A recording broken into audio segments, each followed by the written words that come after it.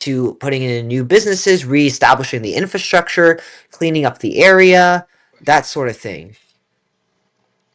And what that does is it puts in obviously new businesses. It brings in jobs. A lot of times you can put in sidewalks or safer sidewalks that enhances walkability. It increases the standard of living. It increases the cost of living as well. So the downside of gentrification is that residents who previously lived in the area, they may not be able to afford the rent increase, and so they may have to leave. It is a possibility. Then as they leave, we do see kind of an influx of wealthier residents that will also reinvest money in the city. Certainly their taxes will be located in the city. It'll increase the tax base for public services as well. So yeah,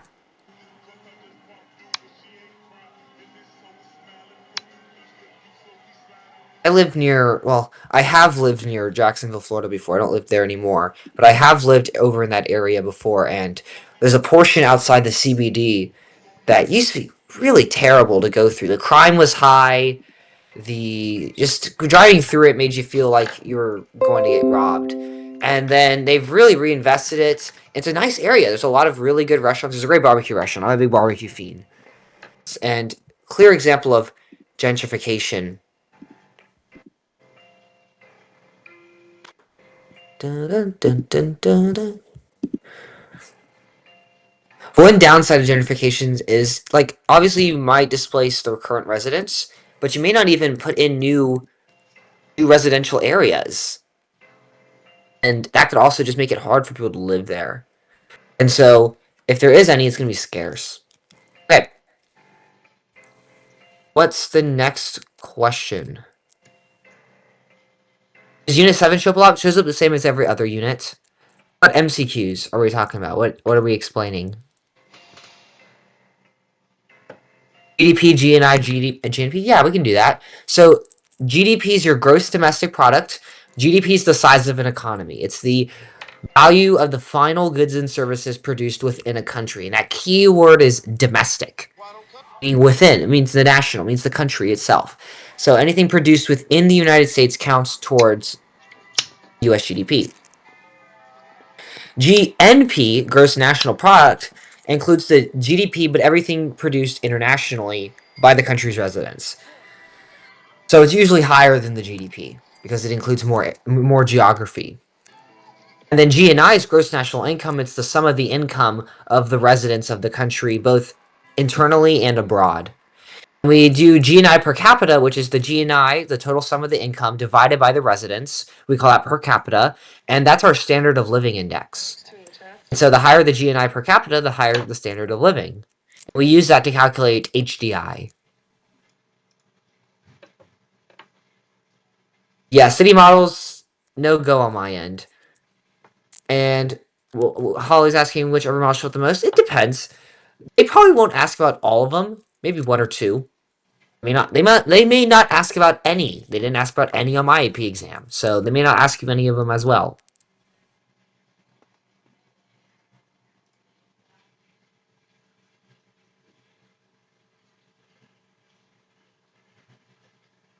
Multiple nuclei, it could show up. It's not guaranteed though.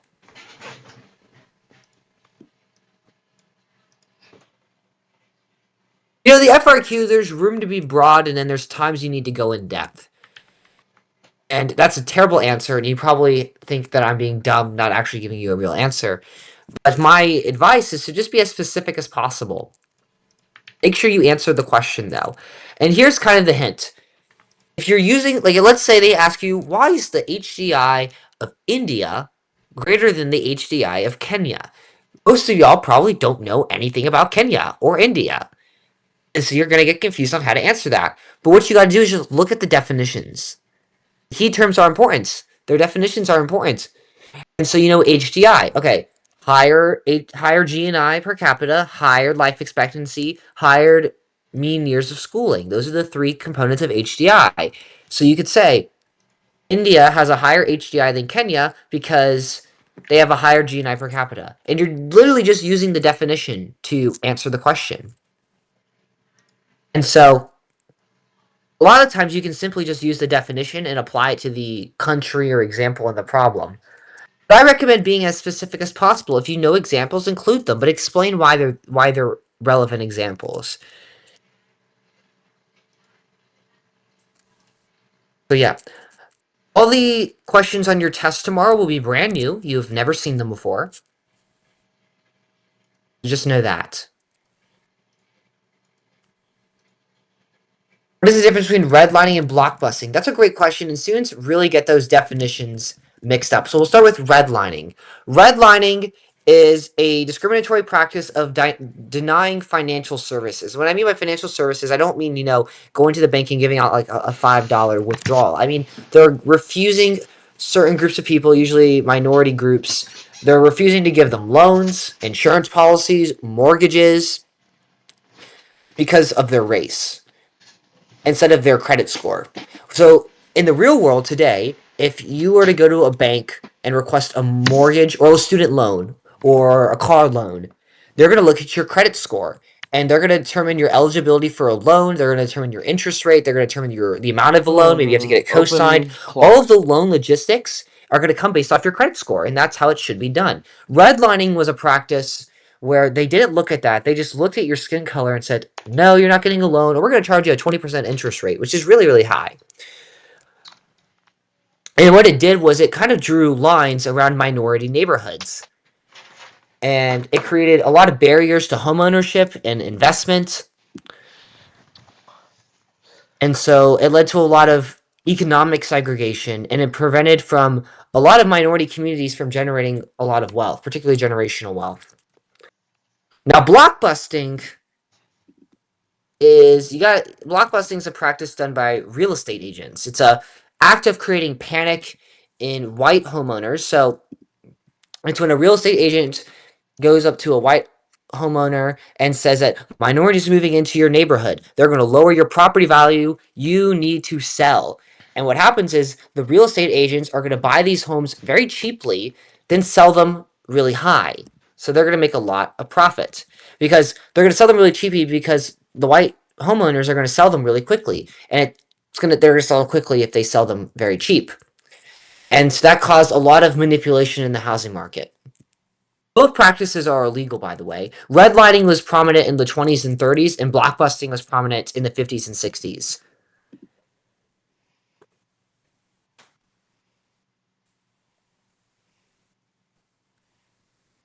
And funny enough, a lot of individuals, like a lot of real estate agents that would incorporate blockbusting, would literally hire African Americans to walk around white neighborhoods to give an illusion that they're coming into the neighborhood. It's kind of crazy. And I feel like it's so much extra work. Like you're putting in so much work to do that. Maybe I just think people today are lazy. Not that you should be doing any of that. Don't do that. Discrimination's wrong. Ethnocentrism is the practice of judging a culture based off your own perspective. So, in some cultures, they eat cockroaches or bugs or, insects. And some people think that's gross. I personally don't want to eat a bug.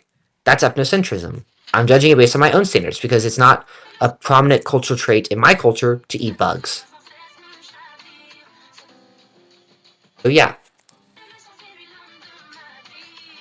you're not eating bugs. They have protein in them. They have a lot of protein in them. Economies of scale? Yeah. Let me show you a graph. So economies of scale is very simple. You increase production per unit, and then you you lower the cost. You increase production but lower the cost. And so this peak here, this is a parabola.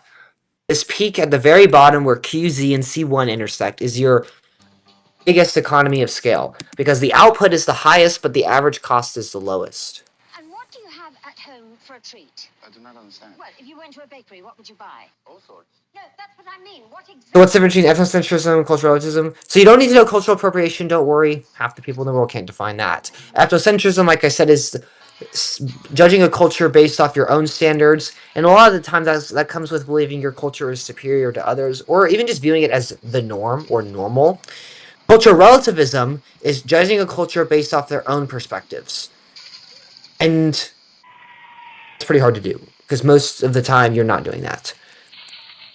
But leads to a lot of understanding, a lot of education, leads to a lot of acceptance, coexistence, multiculturalism.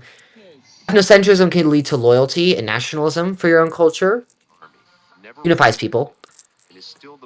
And cultural relativism, a downside to that is kind of accepting practices that maybe shouldn't be accepted. And an example I like to give is cannibalism, because while it's not the practice for 99% of the world, there are still a few little tribes that are isolated that still practice cannibalism in some way.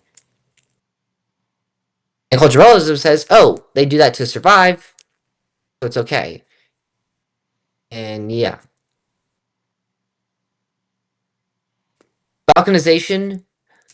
Well, balkanization was coined because of the Balkan area, but they're not going to use the word balkanization on the AP exam. They're going to use the word devolution. What is just-in-time delivery? So if you ever ordered a pizza for delivery and it shows up to your house right when the football game started. Like the football game starts at 8, you get the pizza at 7:59. It's showing up right when you need it.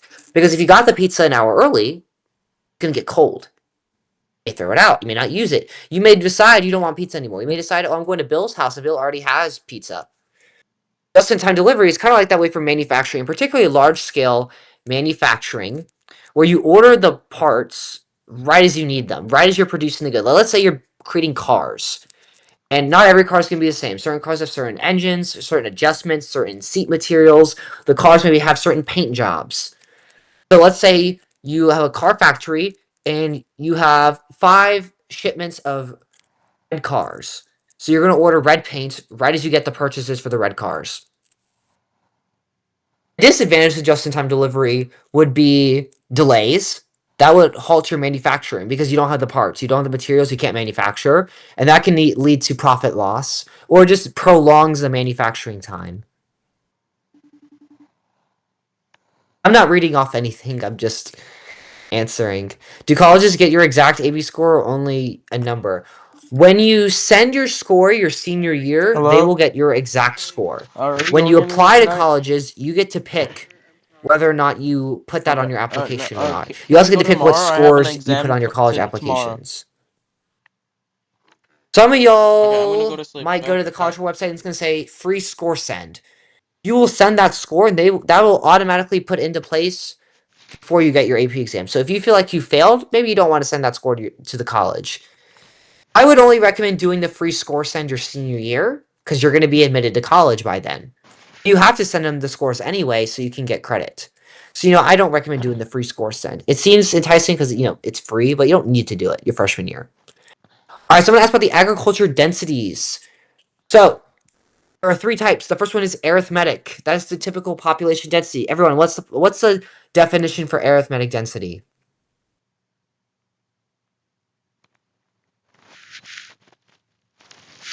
Total population over all of the land. Good. What about physiological density?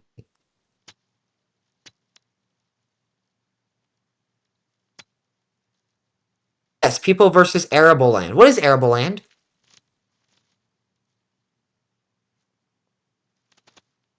Farmable land. Good. Y'all are geniuses. All right, what's the last one I'm missing, y'all?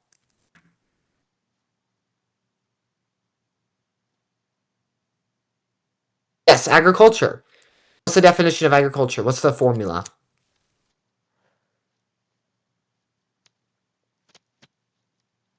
Farmers over arable land. Very good, very good.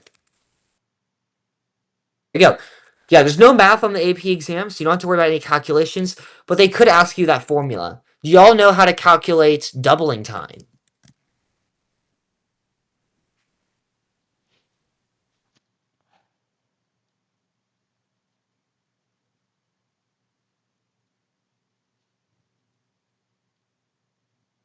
Yes, it's called the rule of 70. It is 70 over the natural increase rate.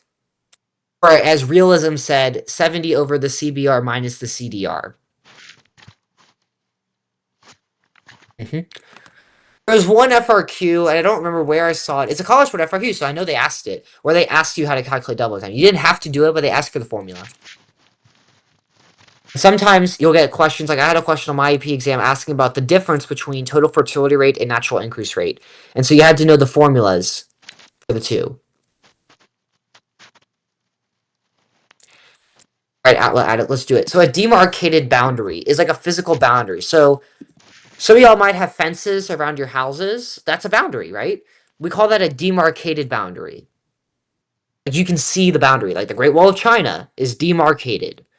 We have delimited boundaries. If you ever pull out a map, the boundaries drawn on a map that separate the different states and the different countries, those are considered delimited. And then we have defined boundary. These are legally defined. Let's say through a treaty or some kind of agreement that creates a defined boundary. So, after a war, they may draw up a treaty to say, okay, we get this land, you get this land. They are defining the boundaries. Yeah, the Great Wall of China is relic. Who contradicted Malthus? The creator of refrigerators. Distance decay. So distance decay says the further away you are from a place, the less likely you are to go there. The less likely you are to interact with that place. The less likely you are to do economic exchange. Like, I'm far away from Australia. I'm not likely to go there. I'm not likely to know people in Australia. I'm not likely to communicate with people in Australia. I'm not likely to buy anything from Australia because I'm very far. I'm closer to Texas. I'm more likely to go to Texas because it is closer. That's distance decay. The bigger the distance, the bigger the decay. It's exponentially decreasing. You don't need to know friction of distance. Not in the curriculum anymore. Yeah, subsequent and consequent boundaries. Subsequent boundaries occur with change over time. You also say evolution to the cultural landscape. So, for example, give an example. Subsequent boundary would be United States. Started out as 13 colonies, turned into 13 states. We've expanded. They incorporated 37 other states.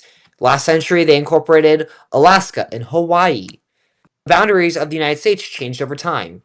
That's considered subsequent. Consequent boundaries with the C are subsequent boundaries. But they're very particular. They deal with culture. So the C in culture and C in consequent go together. And so India and Pakistan are a great example of this. You have the Hindus in India and Muslims in Pakistan. Same thing with Ireland in the UK or Ireland in Northern Ireland. Ireland has like Catholics. Northern Ireland, Protestants. It's a cultural difference. Tariffs reduce barriers because they reduce what's it called? Obstacles. They reduce obstacles to trade because tariffs are taxes and people don't want to pay taxes, so that inhibits trade. But if you curtail tariffs, the word curtail means withdraw. If you withdraw tariffs, you're encouraging economic interaction, trade, economic growth, that sort of thing. Balkanization is a type of devolution. Devolution has two definitions. The first one is the breakup of a state, like Ireland splitting off from the UK, and then devolution is also the transfer of power from high to low, like the UK granting Scotland their own form of parliament. They have the Scottish Parliament. That is devolution. You don't need to know the difference between supranational and transnational. Yugoslavia is a great example of devolution. That created, what, 6 nation states? Czechoslovakia is another example of devolution. It broke into the Czech Republic and Slovakia. Yeah, Yugoslavia's devolution. They broke up into multiple states. The USSR is another example as well. Yeah, downside to supranationalism, no matter what organization is that state has to give up some sovereignty.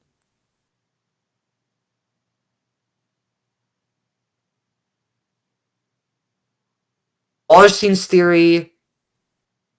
Wallerstein's theory and the dependency theory, you can kind of use them interchangeably. Wallerstein started out by saying, okay, we have these core countries that are the most economically developed. These days, they have the tertiary economies.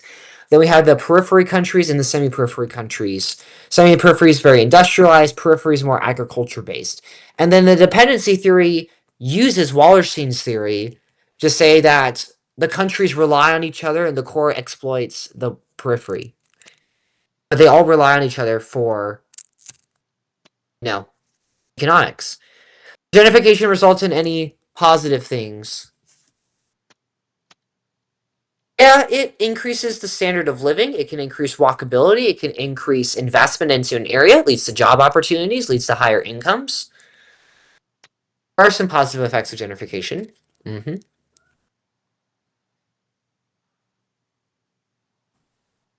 The Galactic City model is a North American model. It's kind of the most up-to-date one that says we have a CBD, a central business district, and surrounding it is a beltway, an interstate that surrounds the CBD. And located along this beltway are edge cities. And people will commute to the edge cities from the suburbs and work there, or they may commute using the beltway to the CBD and work there. But they go out and live in the suburbs, which are highly residential.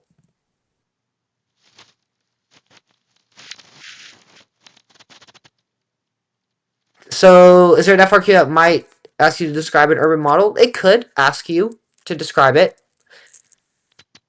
I would think they're probably going to ask you to apply it to a particular instance, particular scenario. It's possible. It's not guaranteed, though. No promises.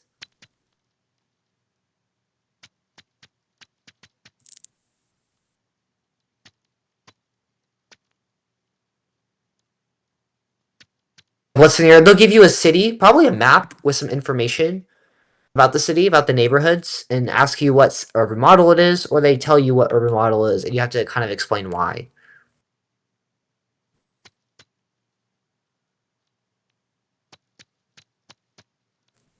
Holly, no, you don't need to know that. Don't worry.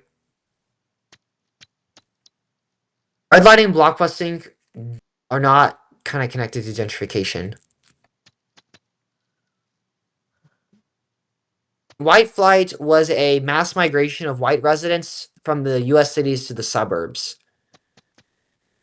It was a mix of racial prejudice. So they believed that there was an influx of black residents into the cities. It was also a mix of this perceived urban decline, which kind of did happen. We saw deindustrialization occur.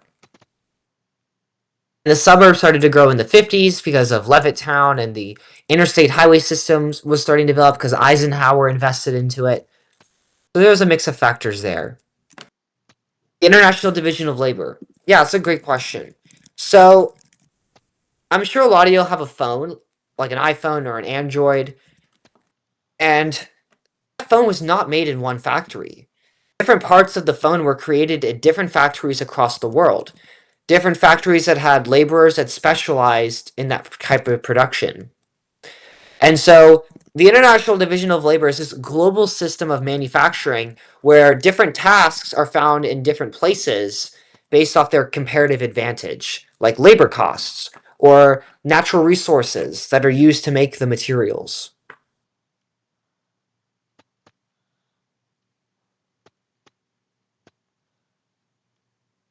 You should know what commodity dependence is. A big example is oil. A lot of countries like Nigeria and Russia and Iran and Venezuela rely on oil for their economy. That's great if the oil market is doing well. They can sell a lot of oil and make a ton of money.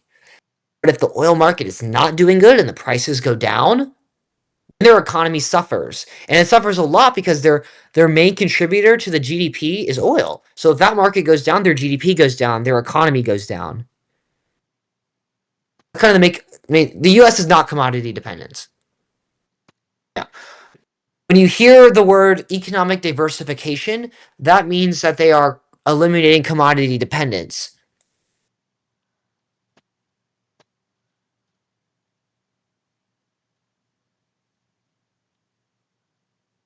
Where does break a bulk point? So break a bulk point is kind of a change in transportation. So it's like you have a good going out to the market from the factory. It starts out on a truck, then it goes to a boat, then it may go to a plane. It's a change of transportation route.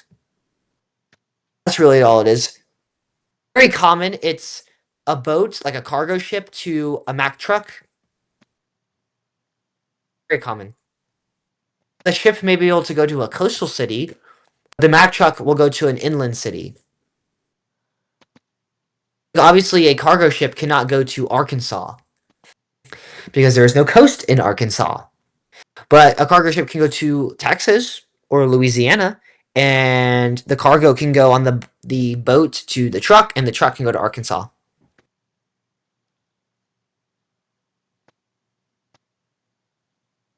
What are growth poles? I'm gonna find an FRQ that did growth poles. I want to say it was just definition, but I will check. I'm just gonna read that because I think it's a good definition. Okay.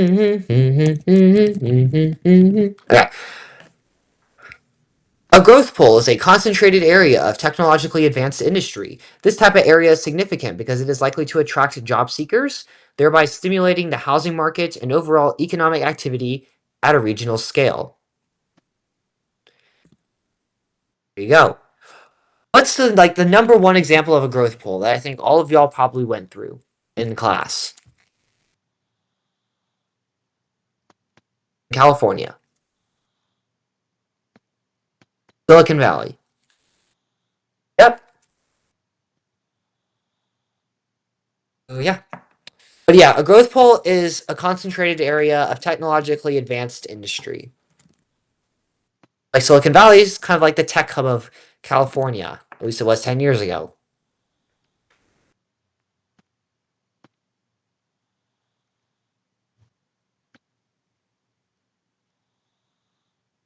You don't need to know what a technopole is, don't worry.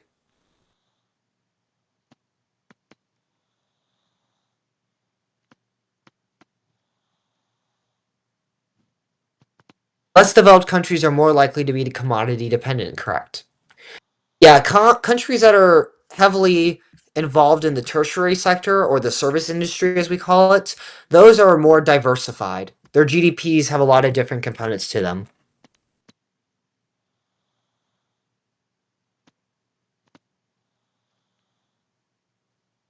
So, Pixel Knights about 7 minutes ago sent out a message talking about not discussing the AP exam.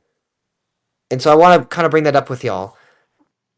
In this server, because we only care about this server, you cannot talk about the AP exam after you take it. You cannot talk about the questions. You cannot talk about the answers. You cannot talk about what topics were on the AP exam. And that is a security thing. That has a reason that.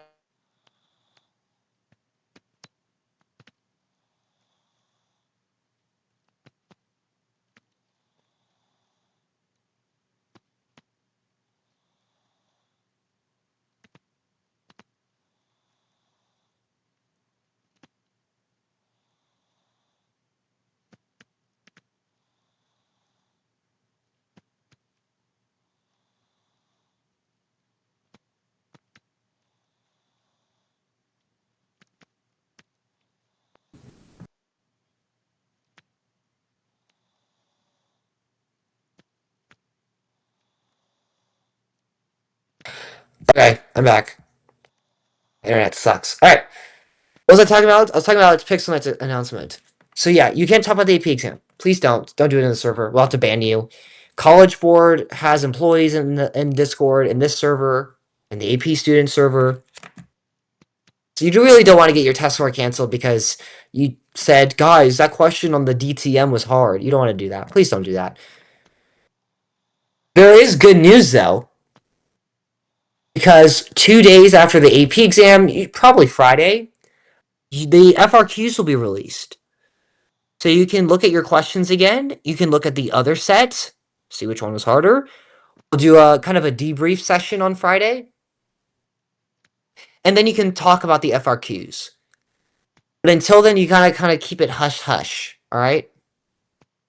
They won't release the rubric until the fall, until after they grade it. The rubric isn't finalized yet.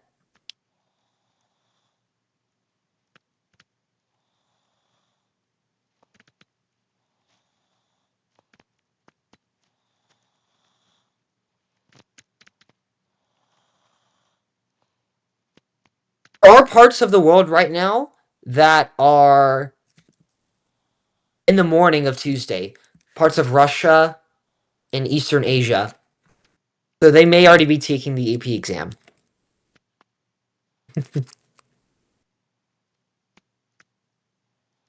Scores come out in July. They get later every year, but that's because there's more students taking the exams every year. When it comes to the urban models, the main thing to know is their distinct characteristics. For instance, the Hoyt sector model, it looks like a pie. You have wedges, sectors, that are different from one another. They have different functions. Like you have the factory zone, and then the low class residential, and the high class residential. They are different functions, but they all extend from the CBD as a key characteristic. So you need to know those key characteristics, know some pros and cons. For the non-North American ones, so the Southeast Asian, the Latin American, and the Sub-Saharan African models, you kind of need to know the colonial background to them. I know their key characteristics. There's a port in Southeast Asia. There's 3 CBDs in Sub-Saharan Africa. Latin America has a factory zone that connects to a mall through the spine. And then, of course, squatter settlements, favelas, as they call them in South America.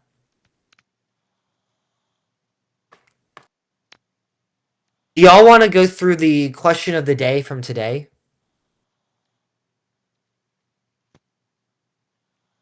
Okay. So if you go over to the Daily Questions channel, I posted a question with some stimuli. Question asking an advantage of using the data to assess economic development. So the data shows us GDP, GDP per capita, and GNI per capita, also known as standard of living, for the different supranational organizations, and then we look at different countries. And so we have answer choices here discussing the data. Okay? So let's go over A. The data represents a continental and so the data represents the data. I'm going to change it. Data represents economics at continental and national scales of analysis. Is that true or false? Do we have a continental and national scale of analysis? Hello? Yeah. No, yeah. Anyone? Not Anyone? yet.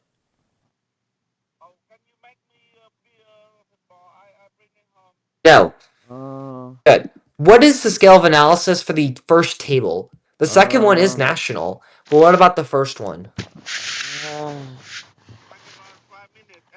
Yeah, it's supranational. it's only come. Right.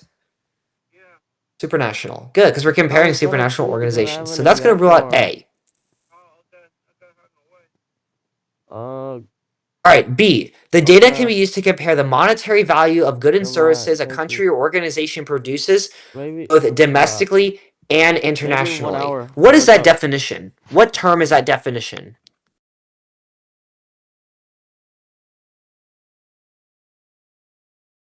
Or we look at the value of goods and services both domestically and internationally. What term is that?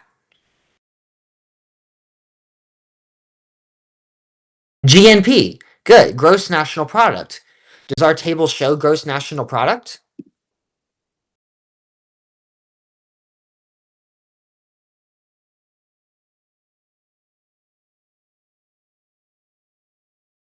No, it doesn't. So that's going to rule out B. Let's look at C. The data can be used to determine the degree of human development in different regions and countries. So that's talking about HDI. What are the 3 components of HDI?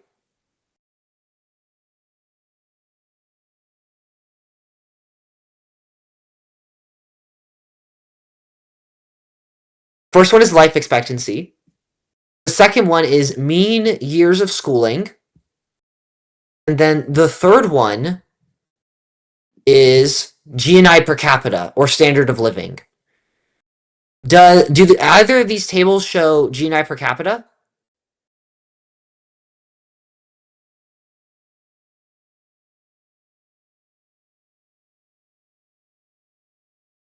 They do. Read the tables.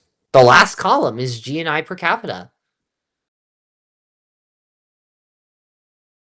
If you look at the tables, you can see on table 1, the last column is GNI per capita in USD. Then if you look at the second table, the last column is GNI per capita in USD. And so we can use that as kind of a lonesome measurement to assess development.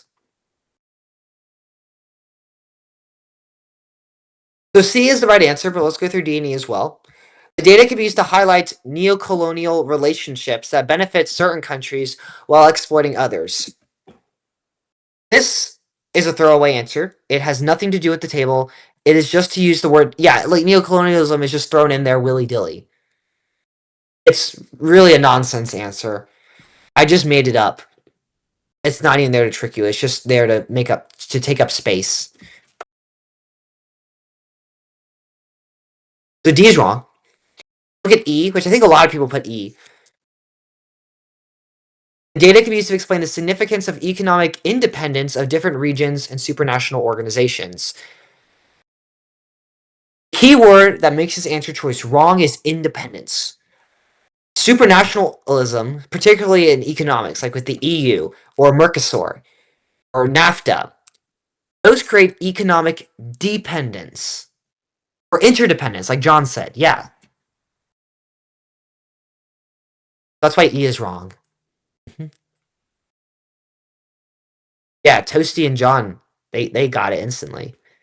NAFTA is the North American Free Trade Agreement. It was established in the 90s by Canada, Mexico, and the United States to promote trade and free trade policies within North America. It's no longer in effect.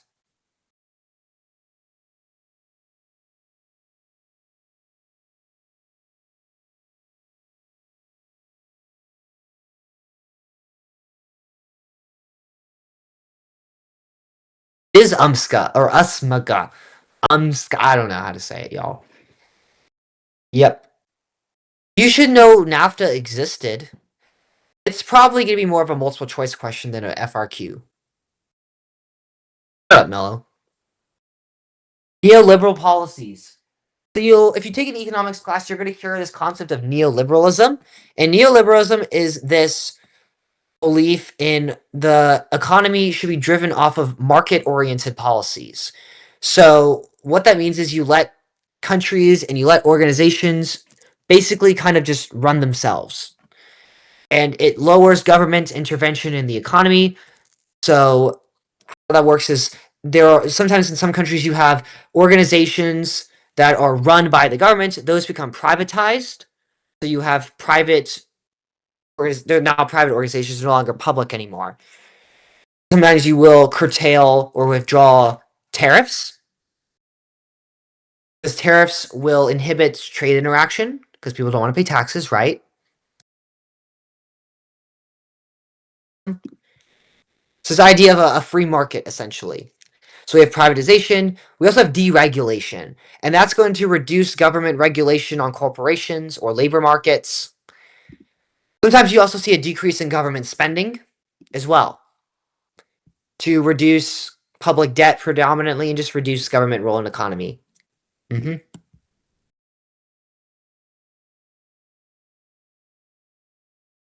is asking about... C is asking about human development, not economic development. Good question, though.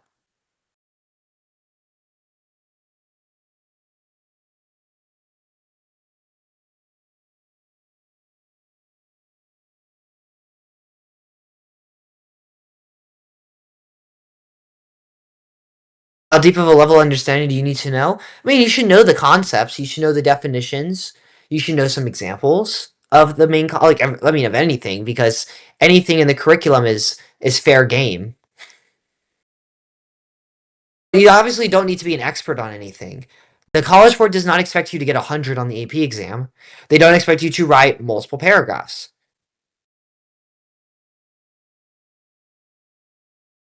You should know some main agriculture hearths. And I'll send a table that's in one of the AP classroom videos.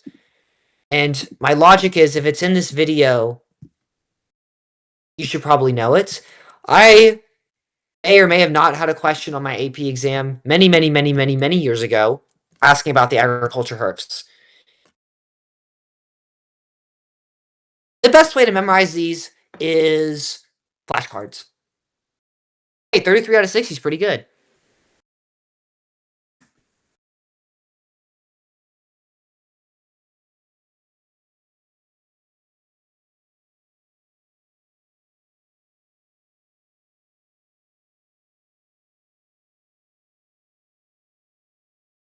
So GNI per capita is a component of HDI.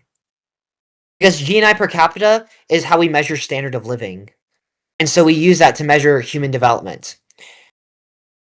GNP per capita, gross national product per capita, is not used to measure human development.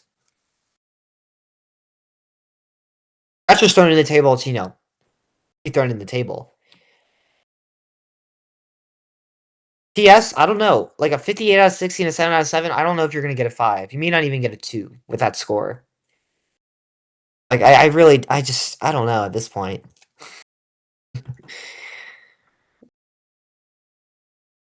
A unitary state like the UK or, what was that? I think Bangladesh is an example. Iran's an example. Unitary states have power centralized in the federal government, or the central government, obviously, centralized there. And so we typically see uniform policy across the country.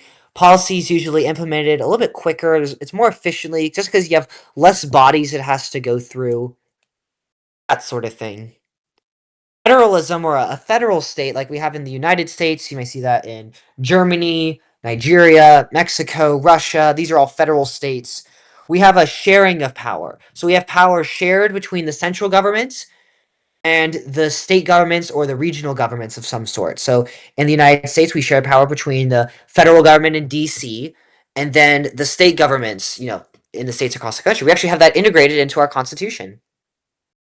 And so they call them states' rights, or powers that are reserved to the states. And that's a lot better at addressing local issues, particularly in larger countries, because the states are going to worry about themselves, while the national government's going to look at everything kind of as a whole. And it also leads to more diverse policies. And so laws will differ depending on the state. Like in the state of Florida, you don't need a front license plate on your car. But in Texas, you can get pulled over and get a ticket if you do not have a front license plate on your car. It just varies.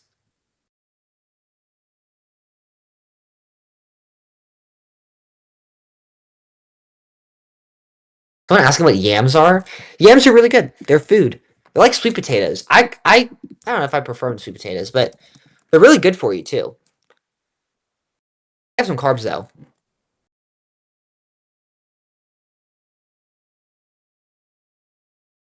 Other sites for the urban models? I believe so. If you go to the review resources channel in the pinned thread, you should find some slideshows made by Luna.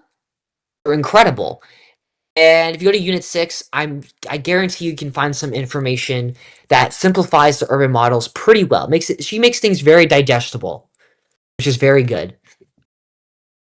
Especially at this point before the AP exam, you're probably not going to want to cram, or you're probably not going to be able to learn a lot of things too in depth this close to the test. You want me to do universalizing religions? We can do that.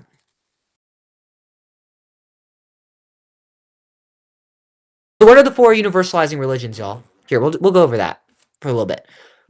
There are 4 in this course. Can someone name all 4?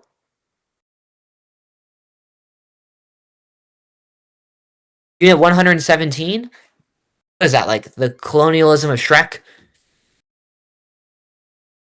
Yeah. Christianity, Islam, Buddhism, Sikhism. Those are all 4 of the universalizing religions. And they're called universalizing because they, in a sense, have this universal appeal, or at least this desire to spread universally. And so when they diffuse from their hearth, they diffuse a lot through expansion diffusion, through maybe missionaries, which is contagious diffusion, or through governments, which is hierarchical diffusion. Buddhism has spread a lot through stimulus diffusion. Do y'all know the religion that's been kind of developed through the stimulus diffusion of Buddhism? This is a popular MCQ. Taoism. Yeah, Taoism. You see that in East Asia. Good. And so universalizing religions like Christianity, like Islam, like Sikhism and Buddhism, they are not really concentrated around their hearth. You can find them kind of across the world.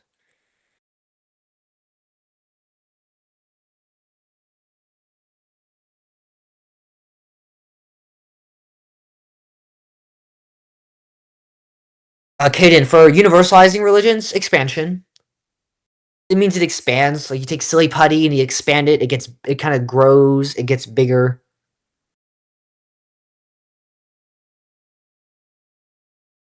You don't need to know the migration transition model, you know?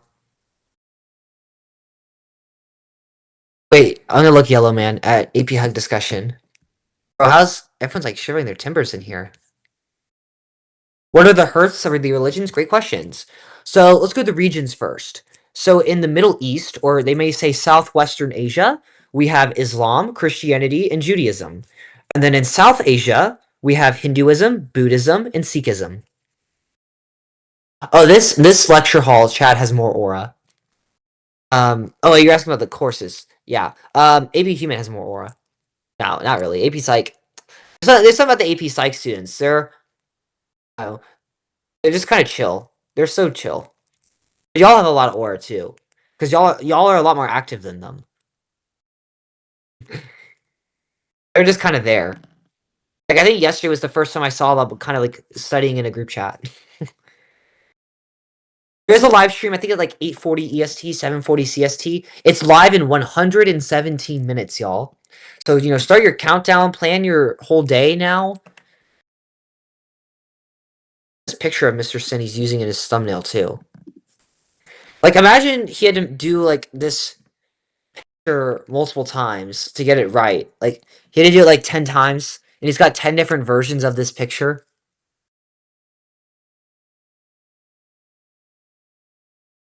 Language families, great question. So language families share common ancestors, and there are many different examples, like Indo-Europeans, kind of the main ones, the most popular language family. Sino-Tibetan, which contains Mandarin, also very popular. We have like Austronesian, Afro-Asiatic, Niger-Congo. All of those are language families, and you don't need to know too much about them. You should kind of know the regions they're located in. Like obviously Indo-European, North America, South America, Europe, Australia, because they contain English and Spanish and French and Italian. A lot of them are also popular in sub-Saharan Africa because of the Berlin Conference. Sino-Tibetan contains Mandarin, very popular in East Asia, parts of Australia as well. We have Afro-Asiatic, which is Northern Africa and the Middle East. I believe Arabic is Afro-Asiatic? Yes, Arabic is Afro-Asiatic, which is a pretty popular language. Niger Congo, Sub-Saharan Africa, that sort of thing. A lingua franca. A lingua franca is a language speaking between two groups of people with unlike native languages. English is the world lingua franca. All of the air traffic control towers, all of those employees across the world have to know and speak English because it's a lingua franca. And I want to find you really understand the models. Check out Mr. Sin's video or check out the AP Classroom videos. I say go to Mr. Sin first.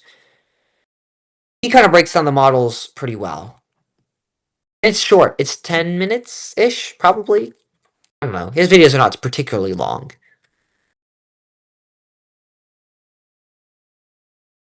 I answered describe questions. Yeah, because you're gonna see multiple describe questions. Like you're guaranteed to see probably like 5 or 6 describe questions on on the AP exam. How to answer those though is you want to give characteristics. So like think of ice cream. Picture ice cream. If someone were to ask you to describe ice cream, what would you say? You could say it is cold. It is a common dessert. It tastes sweet. It has a lot of sugar in it. It's great for a summer day. It's common in the United States. You put it in your freezer. You leave it out, it melts. There's chocolate flavor, strawberry, ice cream, and chocolate chip, moose tracks, peanut butter. I saw Snickers flavored at Publix one time, and I don't really want Snickers ice cream. So yeah, you're just giving characteristics of it. That makes sense?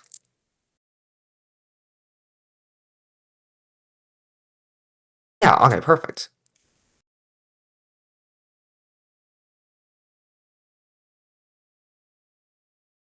What do you do if you don't know that much for an FRQ?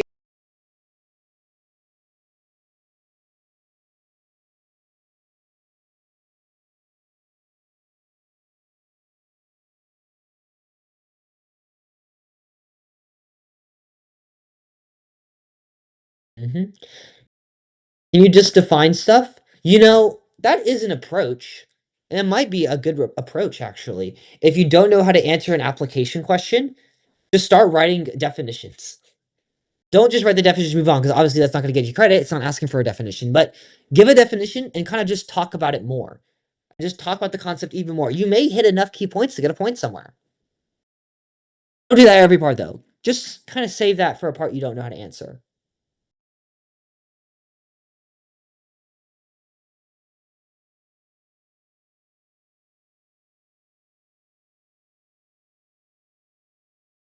You said Mr. Sin do his live stream an hour earlier because he needed a good night's sleep.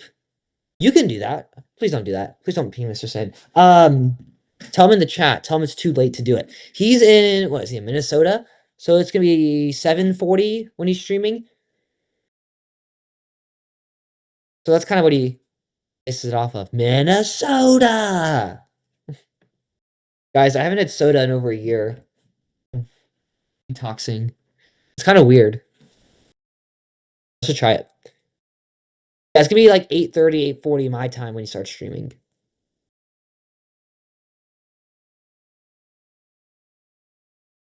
A Creole and Pidgin language. Yeah. I'm from the South, so I was kind of familiar with Creole languages before, especially because I lived in Louisiana for 2 years. And a Creole language is a form of syncretism. I know y'all know that word syncretism.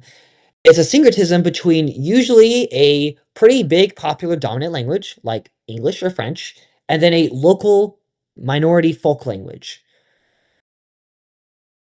And so in Louisiana, people speak French Creole, mix of French because the French colonized Louisiana. We bought Louisiana from the French. So they have French that kind of mixed in with some native languages of Louisiana, and that created French Creole. And then Pidgin languages are very weak, simplistic languages that are written solely for communication. They don't have established structures. They usually don't last for hundreds of years. They very, very simple. They're basically to just get the job of communication done. And so they're usually a mix of a local language and then the language of whoever is engaging with them. I would review common FRQ topics if I knew what the common FRQ topics are. They really do change it up every year. Lingua franca is like I say a real language because it kind of is. It has an established grammar structure, a syntax, that sort of thing. Like English is a lingua franca. Are college board employees holding you hostage? How'd you know? Trevor Packer is watching me.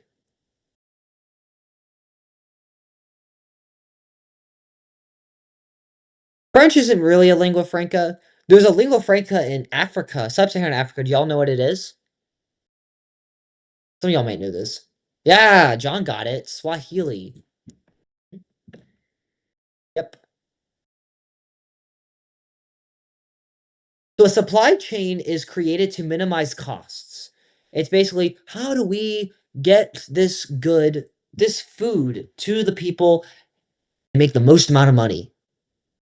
That's the supply chain. A commodity chain is more of a description. It's more of a process of starting to create the good. You grow it out of the ground, you farm it up, then you send it to the factory, you manufacture it, you put it into a bottle or something, and then you send it out to the store. And then the consumer takes it, they eat it. That's a commodity chain.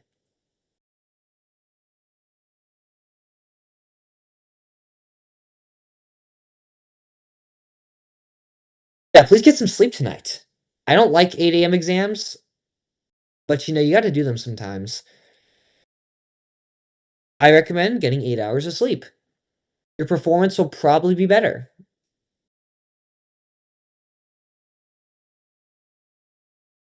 That's awesome, Caden. That's really good. That's awesome.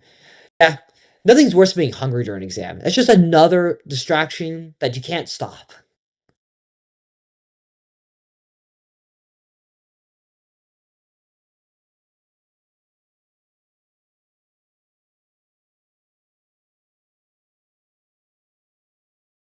Explain the degree economy change incorporate rural farmers from developing countries. That's a strange prompt. I think that's a high degree because commodity chains include the farming process, and developing countries are typically those with the highest amount of commercial agriculture. So that's what I would have responded with in a much longer fashion.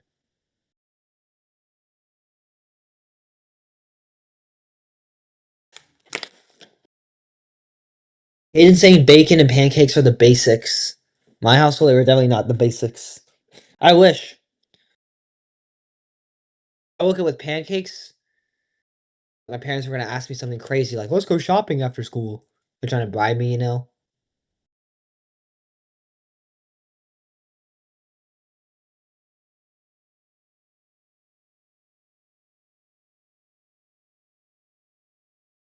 Saturday and Sunday for some reason because pancakes are good.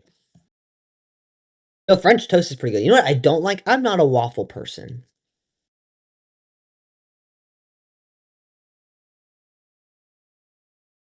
Don't worry about the difference between colonialism and imperialism. You don't need to know the difference. They will not ask you the difference. It'll not be detrimental to your AP score.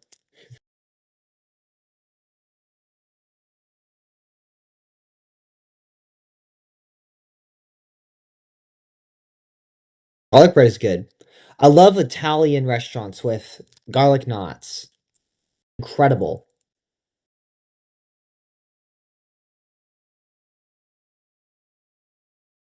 Yeah.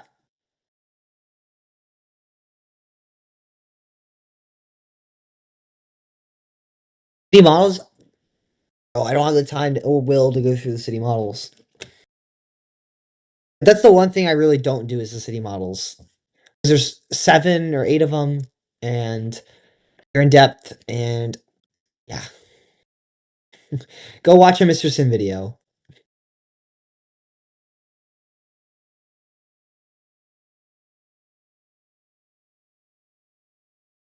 Y'all want to do some practice multiple choice questions?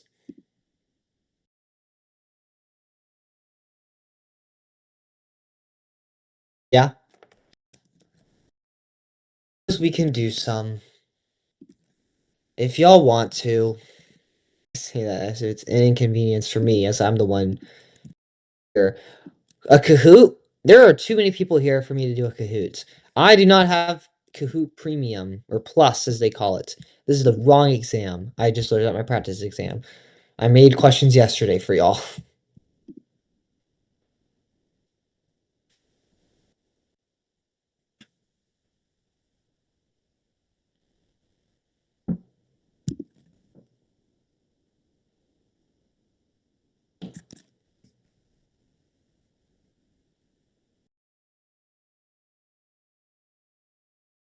Okay.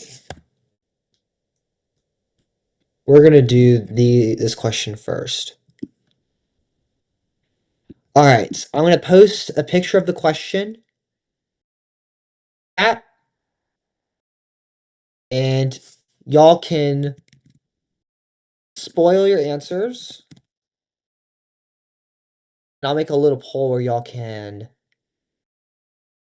post your answer.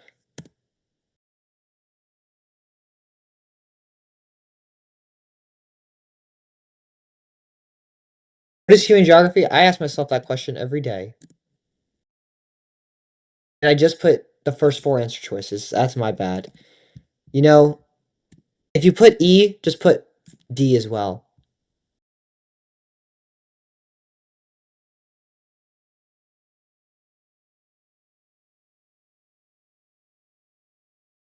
This is unit 1.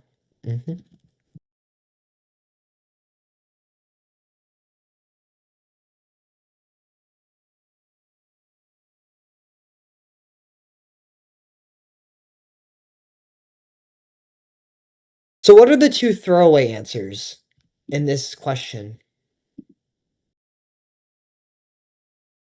Yeah, C and B. All right. Is the answer E?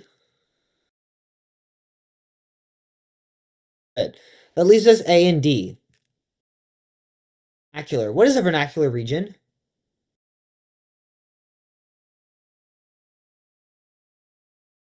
Perceptual is based off of people's opinions.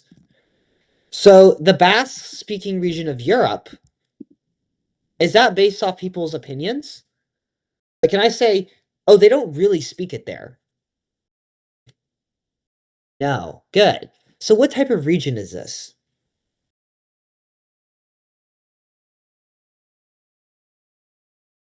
It's formal. Yeehaw, everyone.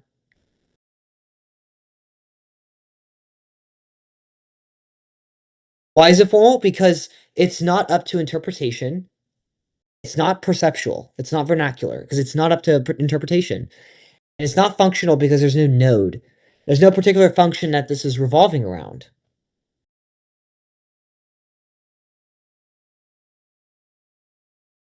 There is a boundary. You can clearly see the boundary of where people speak the Basque language. See? Any place that's not green, it's on the other side of the boundary. You can clearly see the borders.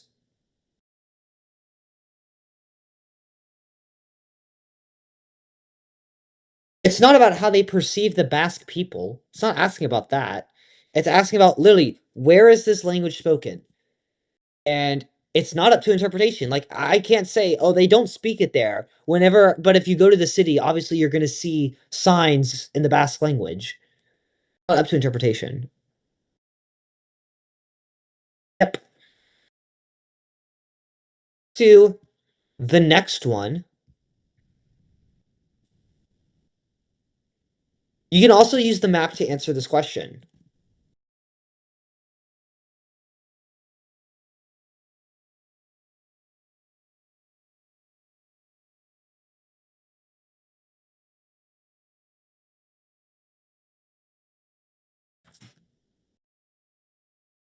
I spoil your answers. Be considerate of everyone else. Or just wait until I post the poll.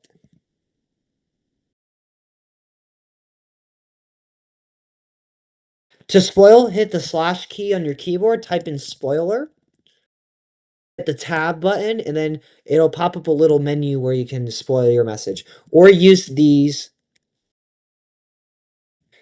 like, do them afterwards as well. All right, the correct answer is E, which I think most of y'all got.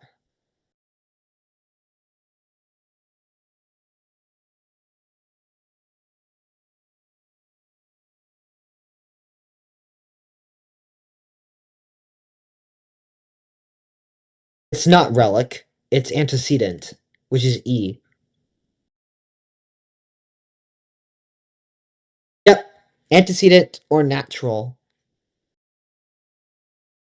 Consequent boundary is a boundary that is created due to cultural differences. Geometric boundaries are straight lines.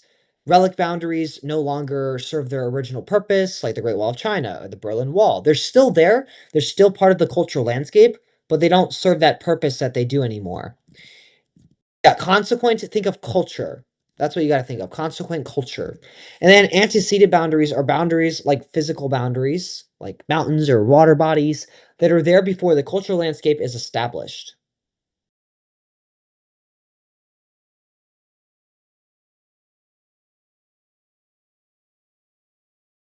Subsequent is due to evolution or changes to the cultural landscape.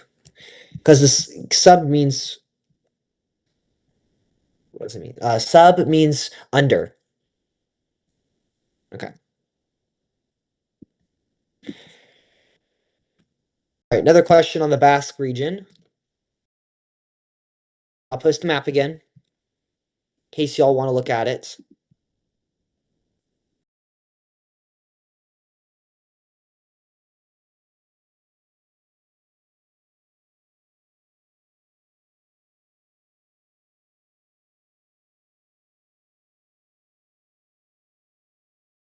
It's one of the examples of devolution you should know. It's in the course and exam description.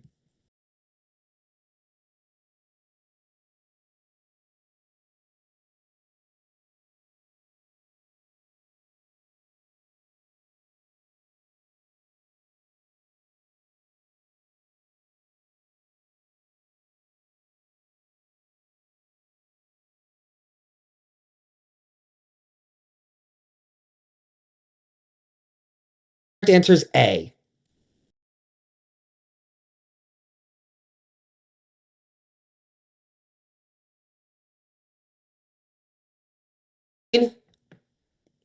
Yeah.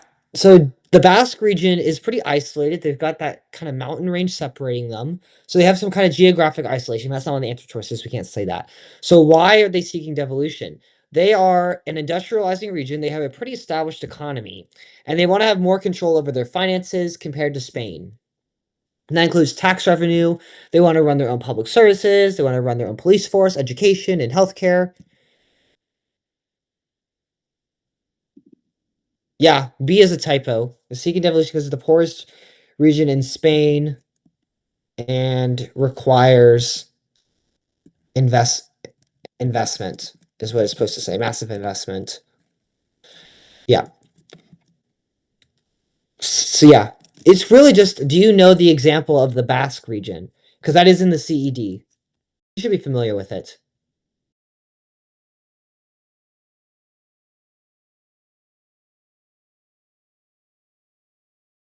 Redistricting is a process done every, how long often is it done? Every few years. Actually, how often? Because they just approved new districts in some states. I forget this sometimes. Yeah. Okay, it's required every 10 years legally, but they can do it in between. Legally every 10 years. They have to do it by then. Because they conduct a census every 10 years. And so they just change the districts based off how populations change. So states that have a lot of growth will get more districts. And states that see population decline will lose their districts. And so that impacts the number of representatives each state has in the House of Representatives. It also impacts the Electoral College, how many electoral votes they have. Is Catalonia in the CED? The CED just says Spain. And so I'm going to assume it's the Basque region and Catalonia, those two. Because those are really prominent examples. Catalonia is nice. I love looking at pictures of the region. It's really cool. I love their architecture. Like, look at this. I'll send a picture of this. This is incredible. I'd love to go there. If you'll ever send, because my internet is floopy. All right. You know what? Randomly, a picture of Catalonia is going to send in the chat, and y'all are going to see it. Great. Oh, there it is.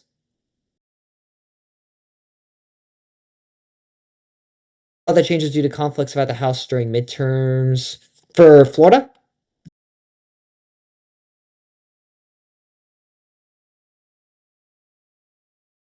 Are you asking? It looks so cool.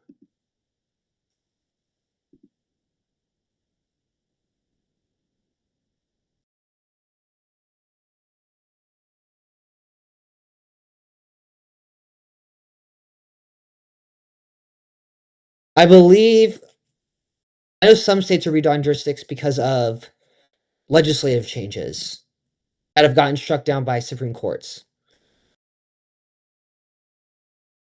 Doing it, Virginia's doing it. It's because of the Voting Rights Act, which the Supreme Court called unconstitutional. That's why they're changing the districts. Because that's how they were previously drawn, was according to that act. No, y'all don't have to know that. I'm just talking to Hussein. We're having a political discussion, as they call it. All right. Let's do another MCQ.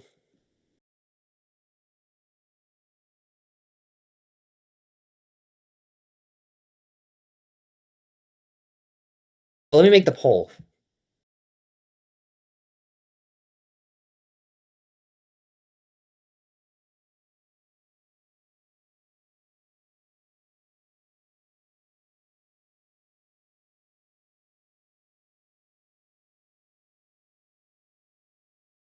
Hey, Mello. Read the question that I sent.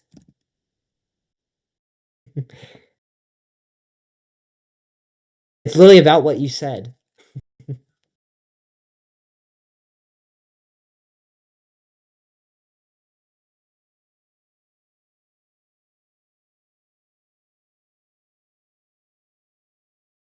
The correct answer is B.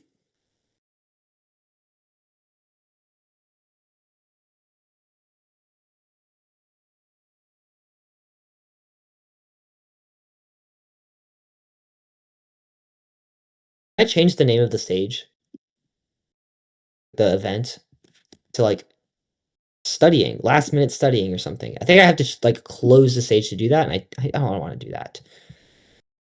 Well,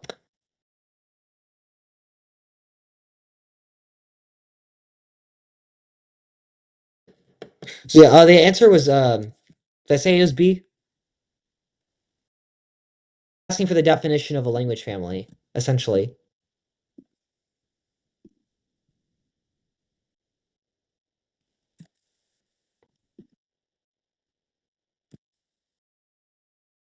All right, number 6.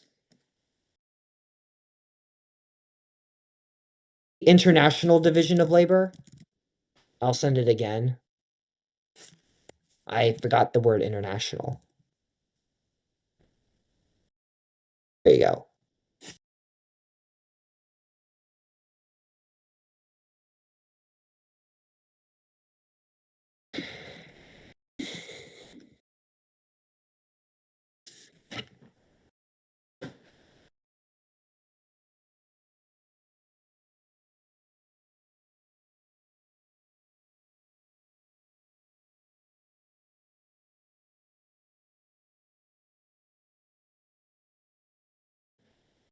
All right, the correct answer is D, post-Fordism.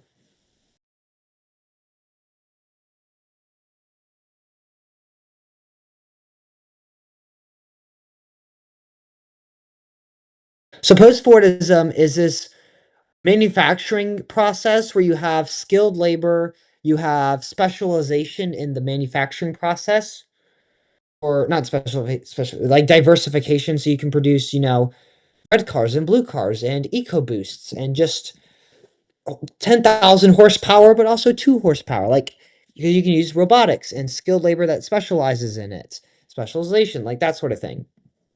A weird definition, actually. I really didn't define it very well. It's a form of production that replaces the assembly line with more flexible production that uses technology. That's a better definition of it for you.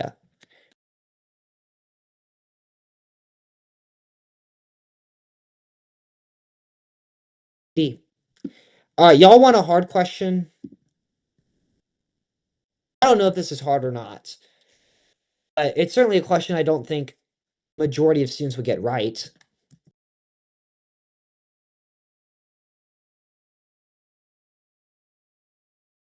Y'all are geniuses, so maybe y'all will get this one right.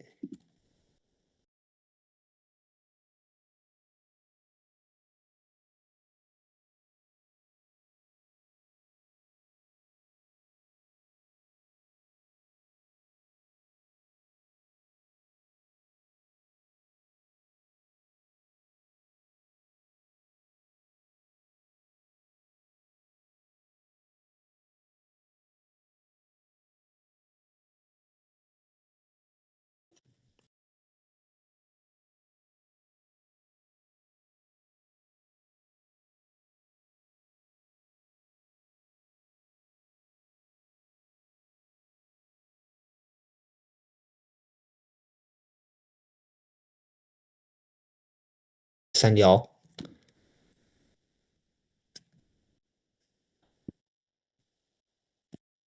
The correct answer is A. You can look at this stimulus here of the bid rent theory to see, okay, retail, then manufacturing, then residential. Residential's on the outskirts. I think about the Galactic City model. Well, no, that's a bad example. I'm not going to explain that. Never mind. You just know that.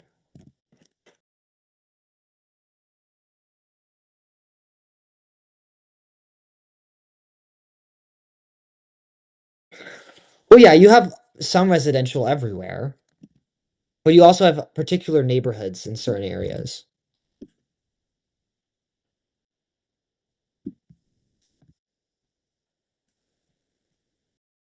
Right, here we go.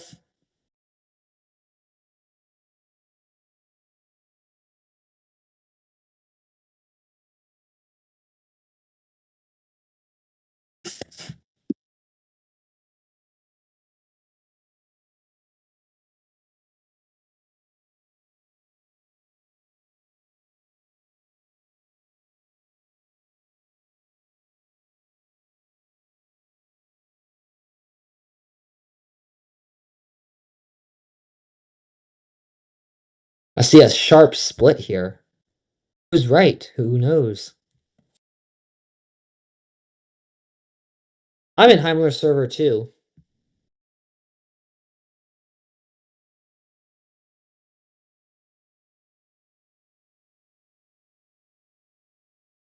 Bum, bum, bum, bum, bum. I don't know what he does for review. The answer is A.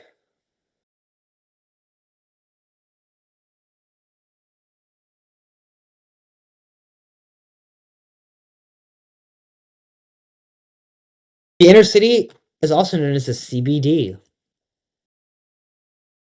A as in asparagus. Yeah, you could also say like the core part of the city. Suburbanization happens in developed countries. Past tense, developed. Mostly North America. But we see some suburbs in Europe, you know?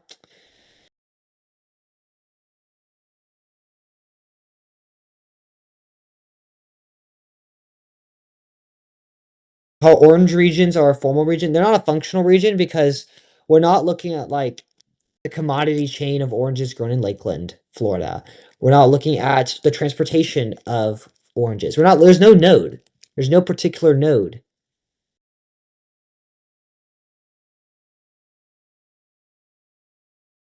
Yes, good connection, Caden.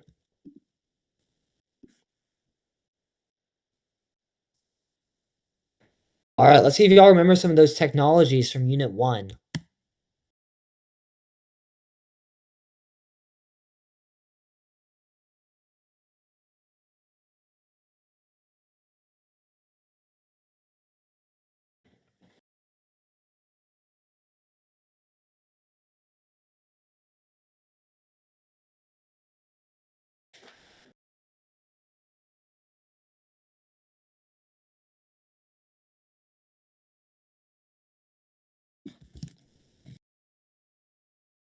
All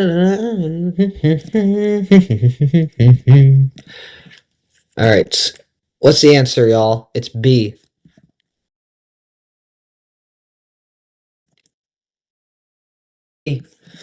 As in beluga whale.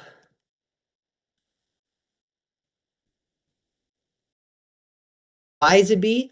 Because a component of just-in-time deliveries, you're getting your manufacturing parts, you're getting the components of production right when you need them.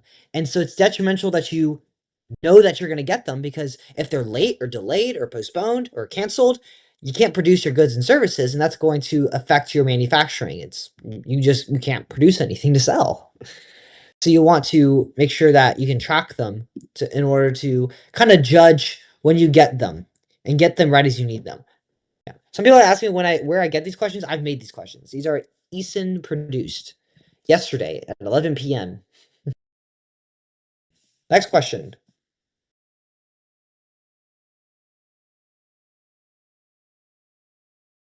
Oop, here we go.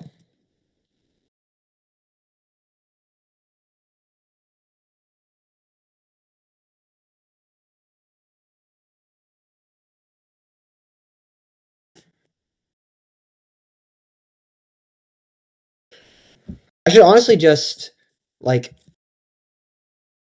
and because it's a function, I can't just like copy and paste it. I don't think.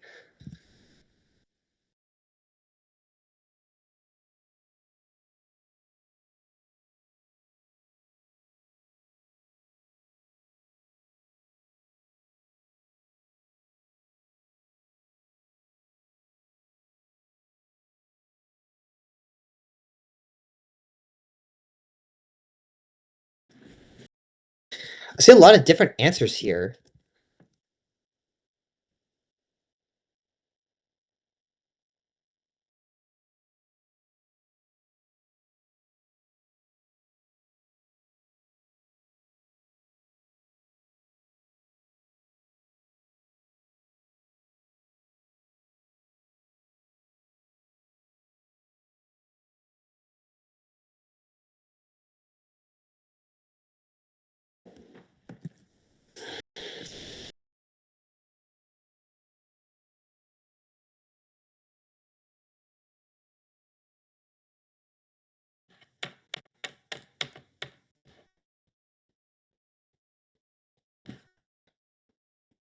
I'll let y'all kind of discuss with each other. Just give me 1 second. I'm doing something.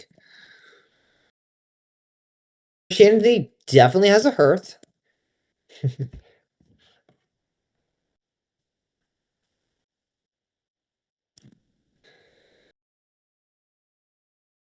The correct answer is C, as in center.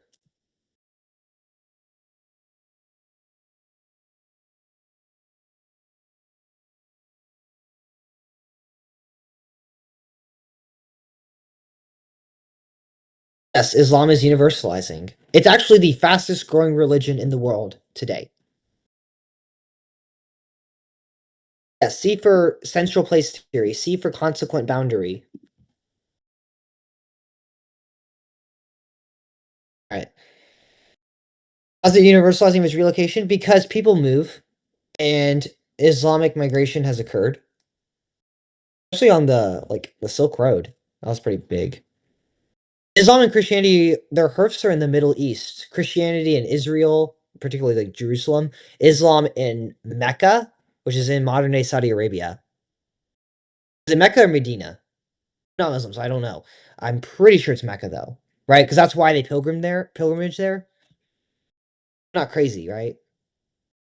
I know, but kind of okay. Either way, yeah.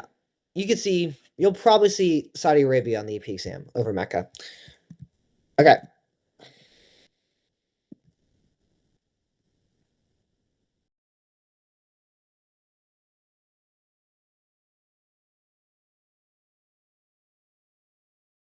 Bud, what are you doing? I will post the poll. Thank you.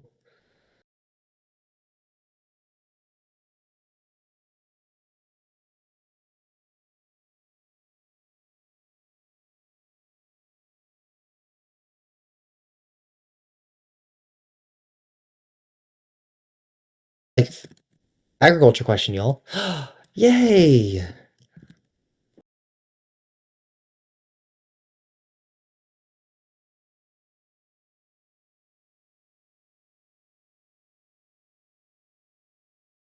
Who put E? 3 people put E. All right. The correct answer.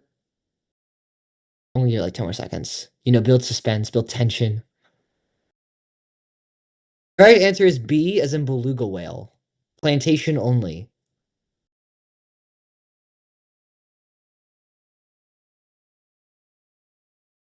Asking which commercial agricultural practices. Commercial. Shifting cultivation is subsistence based. They're both tropical though, which I think y'all got. The Mediterranean be a better answer. It's not an answer choice anywhere. Plantation is predominantly found in tropical and subtropical climates. Shifted cultivation is predominantly found in tropical climates. Mixed crop livestock's kind of found in both, but particularly warm mid latitude. Yeah, so there's your hard question for those asking for it, because nobody got it right in the poll. Yay!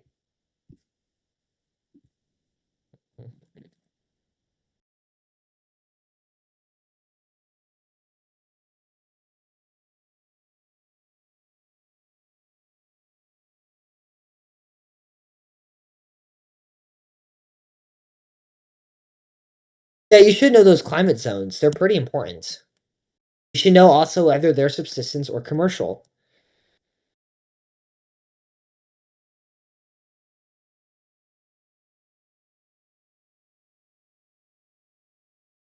So yeah, let's give you all a hint. What religion is picture one showing?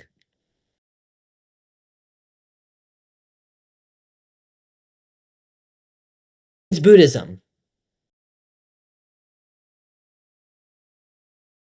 And is picture two showing?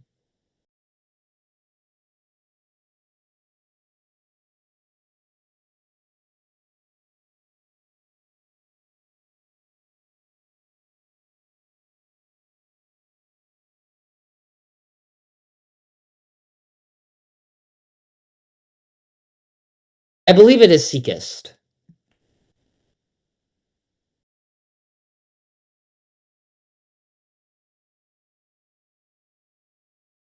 So the correct answer is. I'm getting a bunch of notifications for people wanting to edit my documents that they don't need to edit. I believe it's Sikhist. Because the temples have the domes and stuff, and then the openings on the bottom. I don't know. I just looked up religious temples not popular, even though this bottom one kind of looks pretty popular. Um, but it's also rural. The top one's definitely rural, but that one's Buddhist. So if you had the presence of both of these in Asia, then it's a multiculturalism.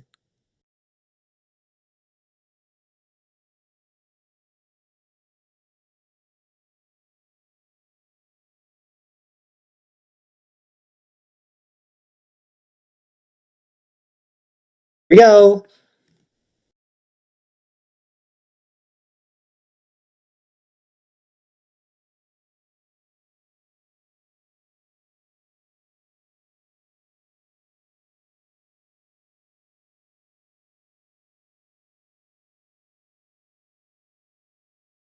Mellow, that's not nice.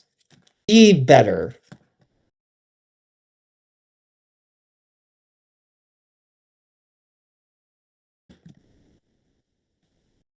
All right, the correct answer is C, terracing.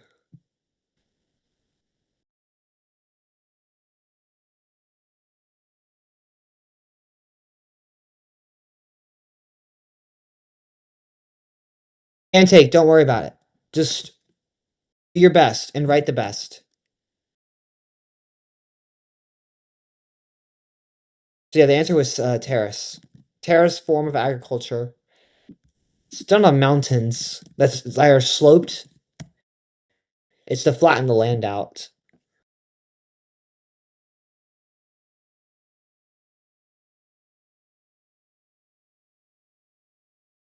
Hayden, do you like Arby's? Because I'm not an Arby's fan. The best fast food is Cookout, Shake Shack, and Steak and Shake. All of those are burger places because burgers are superior to other fast food restaurants.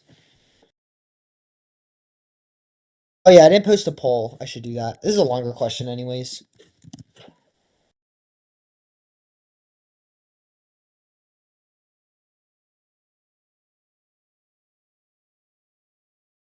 Yeah, kid, and I was kind of judging you. I thought you liked Arby's for a second. Arby's Meat Mountain. Am I gonna get like viruses looking this up? No, I'm not. Okay. What is this? Who eats this crap? It looks nothing like the advertisement. Like the advertisement, it looks good. Crazy stuff. What's the answer to this? It's E. Stage 5.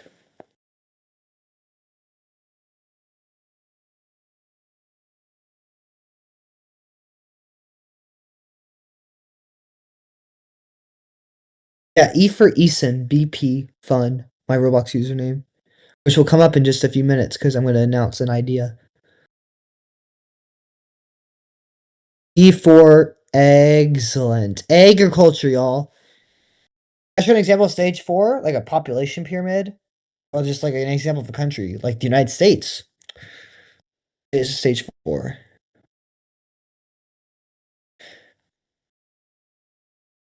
I want to do the AP Human review game on Roblox. What's up, Midnight? What you? Oh yeah, that's the last multiple choice question for the next little bit. Let me find the game again. I feel like I just played it. Did it go down? Cause I don't see it.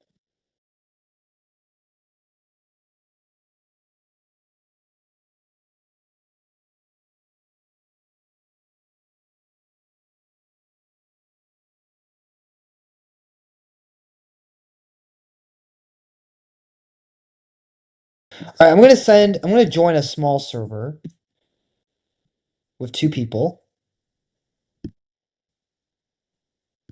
Can I make a VIP server? How much does that cost? Oh, I can make a VIP server. So yeah, we're gonna play this Roblox AP Human game. It'll be fun, but I'll also be here to answer questions, you know. So let me make a VIP server. I can create one for free. Isn't that awesome? I'll send y'all the link. You'll have to join from this link. Otherwise, it's not going to work.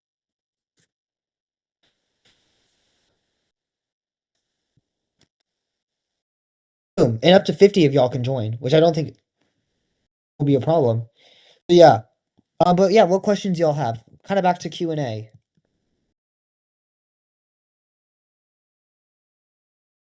Screen share it? Yeah, I can screen share it. Oh, we can like do it together. Isn't that fun? Not this window. This window. Can y'all see my screen? Roblox screen.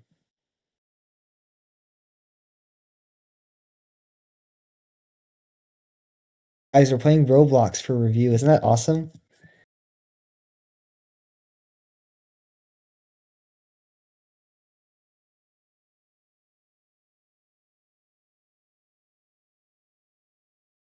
What's up, Dino? I did not see your request. Okay, what should we do? Unit should we do? I think we should do Unit 5.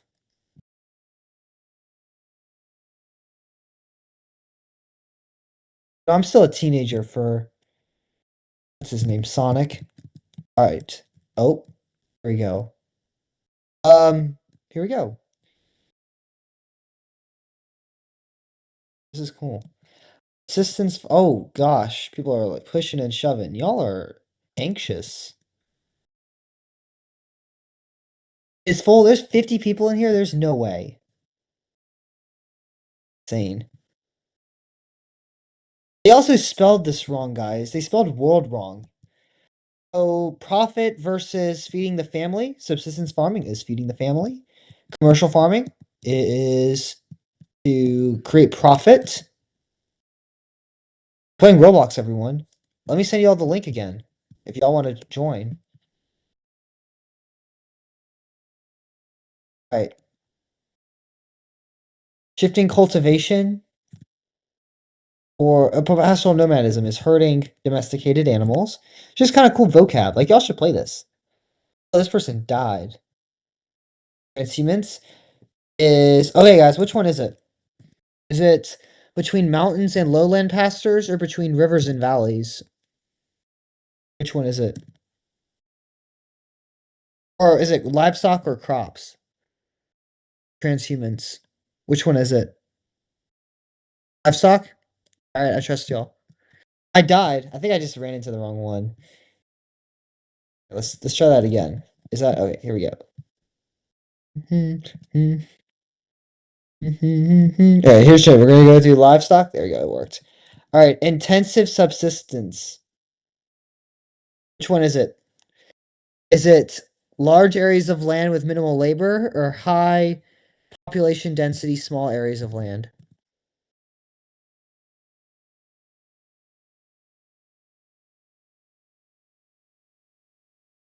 On the right? Okay. Boom. What is this? I've never heard this before in my life. What is this one, y'all? Do y'all know what this is? Because I don't know what this is.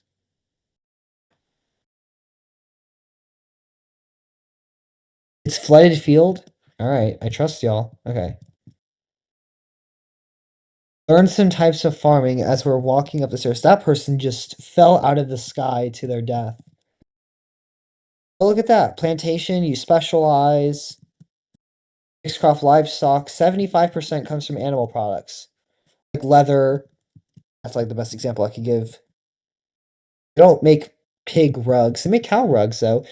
Yeah, commercial farming, that's for fruits, truck farming. And then the Northeast. Dairy farmer. India is the biggest producer of dairy farming.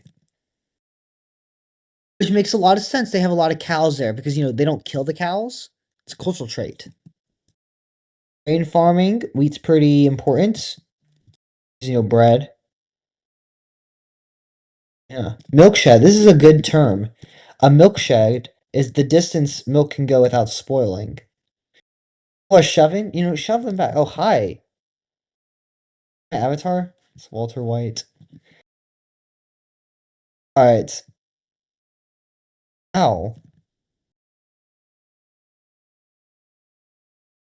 I'll send the link again. I don't know if it's full or not. I want to do a different unit. Get to the end. Okay.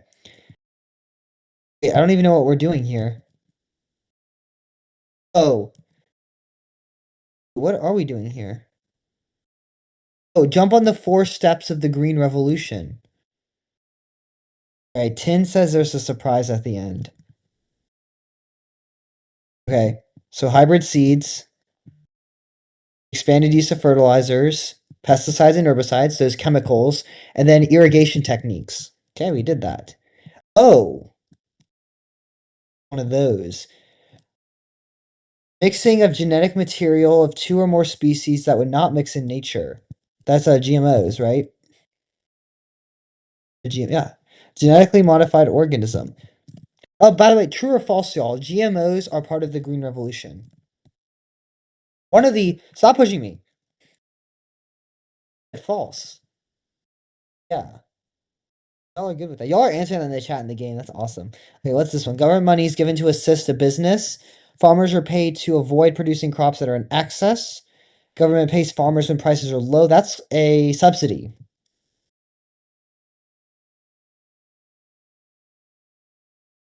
Who are you? Who do you think you are? Okay. Soil is depleted to overuse. They spelled overgrazing with an M. I never knew you could do that. This is called, y'all.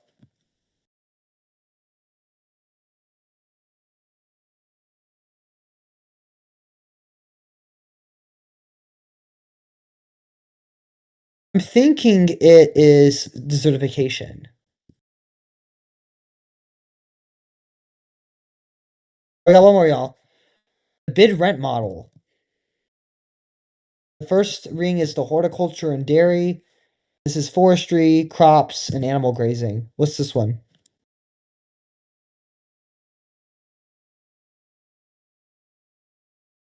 Exactly, Bolter. You're a genius. Yeah, it's the Von Thunen model. Are we done with Unit 5 yet? Is there more? Oh, there's more, y'all. What is this? Follow the steps of shifting cultivation to escape the maze. This is an intense game. Oh, that's the wrong link. I put some characters in there that shouldn't be in there. Alright, so we started. I'm following y'all. Wait. Oh yeah, you gotta burn.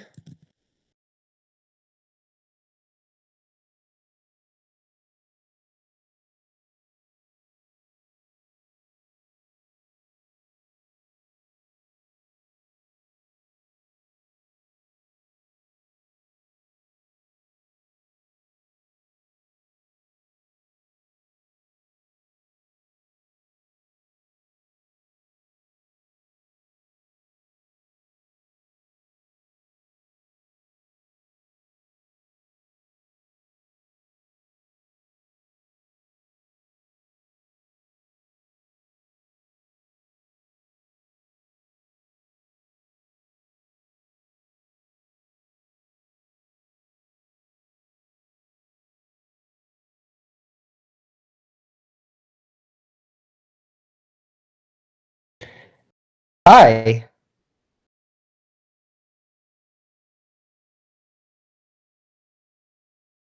Thank you, John, for stepping up.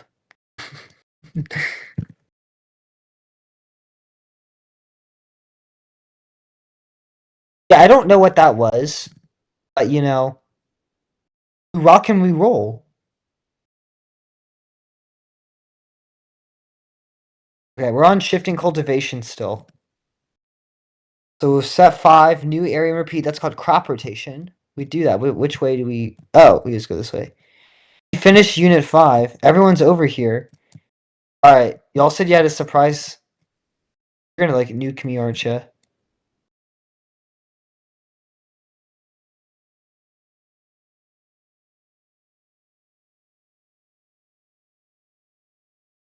Are y'all dancing? How do you do like this?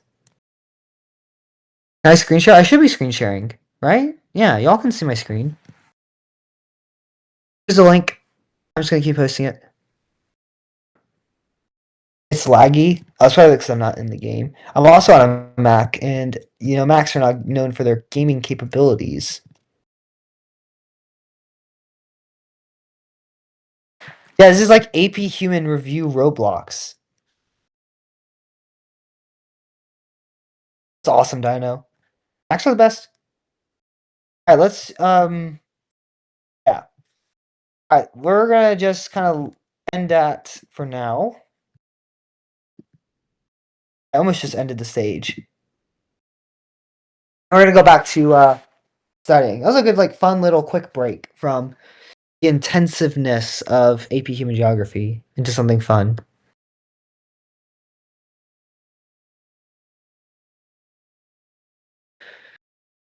That was an agriculture reference. Awesome.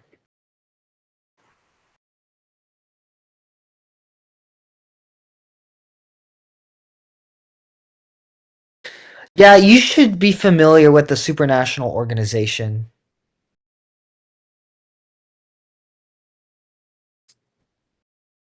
So the difference between intensive and extensive.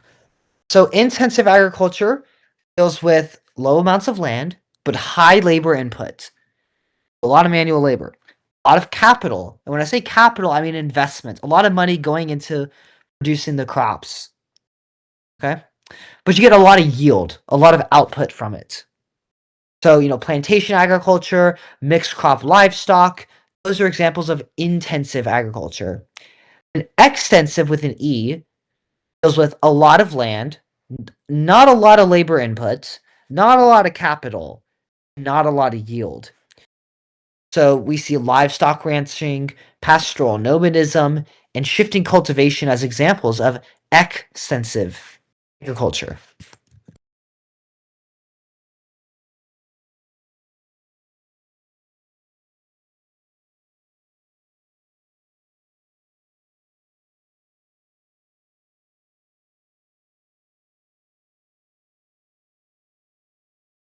The first agriculture revolution, we call that the Neolithic Revolution.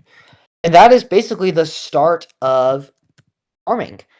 So before the Neolithic Revolution, everyone was considered hunters and gatherers. You move to where the food is. If there is no food, you starve or you move. Right? So we call that the domestication of plants and animals. And then after that was the second agricultural revolution, like, I don't know, 15,000 years later. Because the Neolithic Revolution was in 8000 BC, and the Industrial Revolution was about 1750, 1800 AD.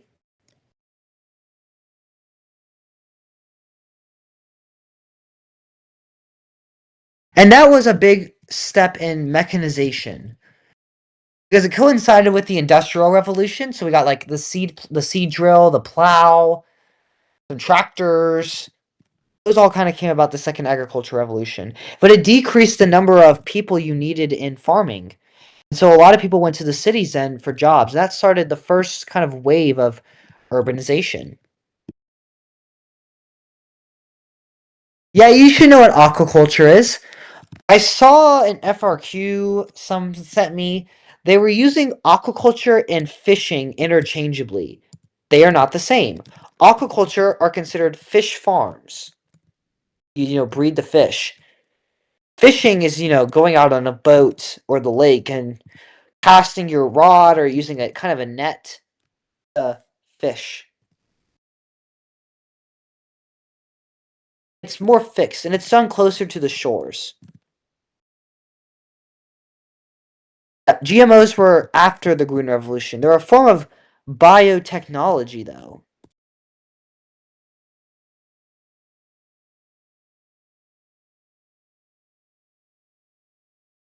Fucking gone. The UN is in units 4 and 7.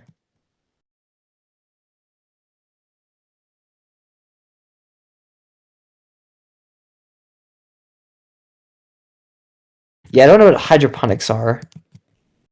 Particularly known to me.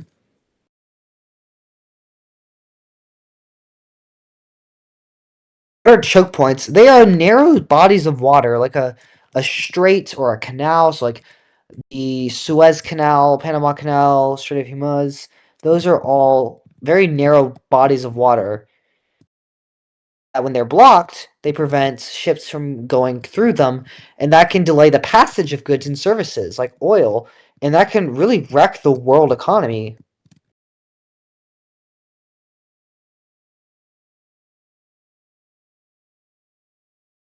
Yes, we do lock the server at like 7 a.m. EST, 7:30 a.m. EST.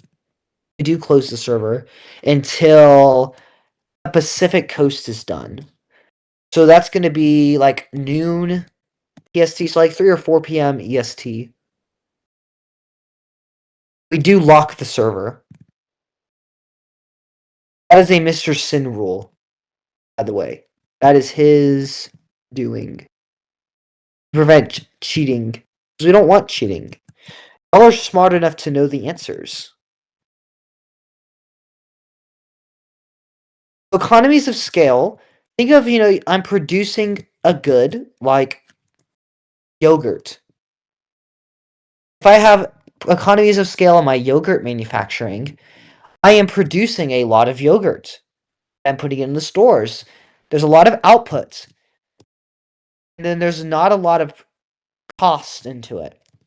So a lot of yogurt being made, tons of yogurt in the stores. The cost to put the yogurt there, super small. So you maximize output, minimize cost. And you want to do that, it's optimal because you maximize profits. Am I not a moderator? I just don't want to be a moderator. Like, I don't want to manage the chat. I don't want to tell y'all to be quiet or ban y'all. It's a lot of work. I'm fine doing this. It's low key. Well, Mr. Sin knows way more than I do. He's been doing this longer than I have, obviously.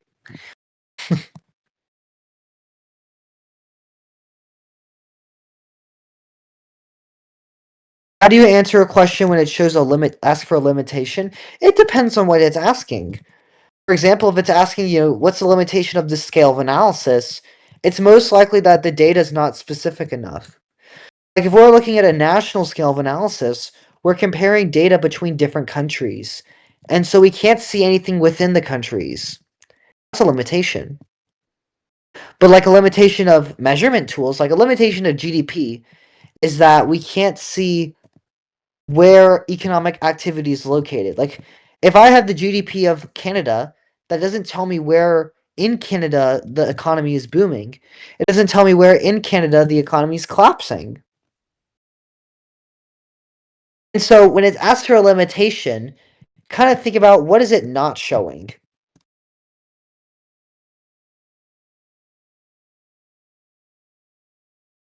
AB Human is definitely more active in this server. It's everyone's first AP and you don't really know what's going on. You need to figure out how to find materials, get yourself settled. AP Psych is not as active because We have less students in the server that are in it, and most of the time, the students are a lot more self-sufficient. They don't need as much help as the AP Human students.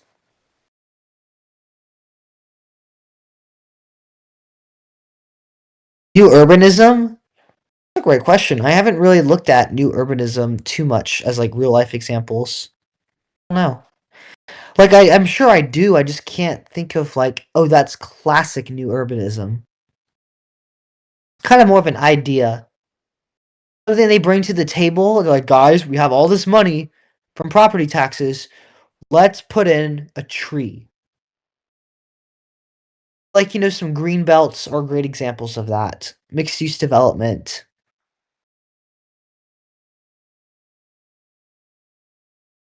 Are there more questions? I don't think I have any more MCQs.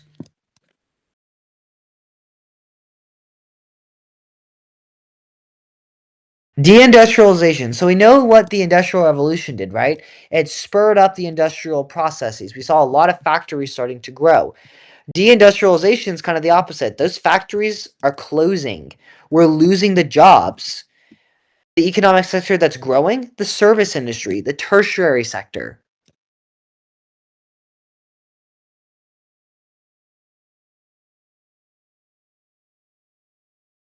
All right, John. I'll give y'all a geography question. First one to answer it gets reward that I'm.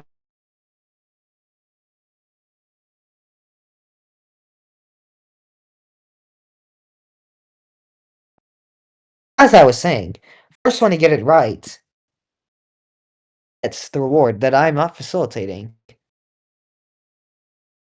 Geography question for you. What country has the largest GDP?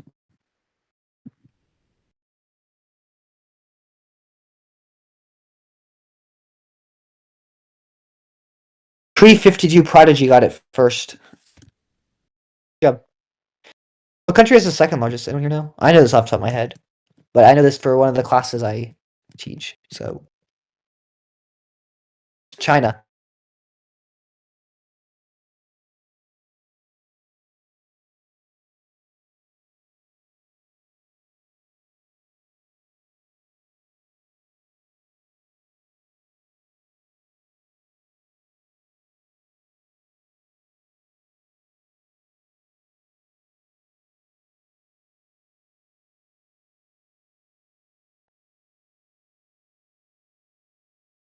I'm back. My mic disconnected. We have a lot of tech issues today. Isn't that great? I love that.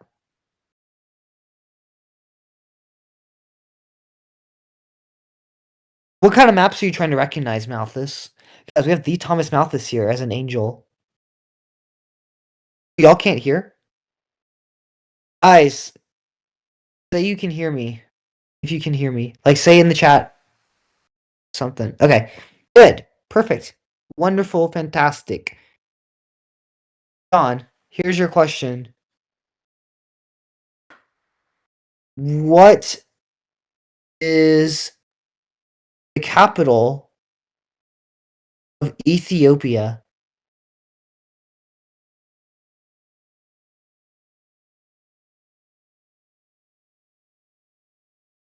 Who got that way? Someone got that like instantly. It was a person.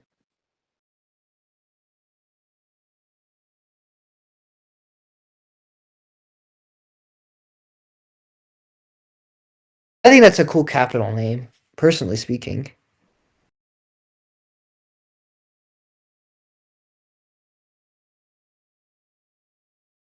It's kind of like Adidas.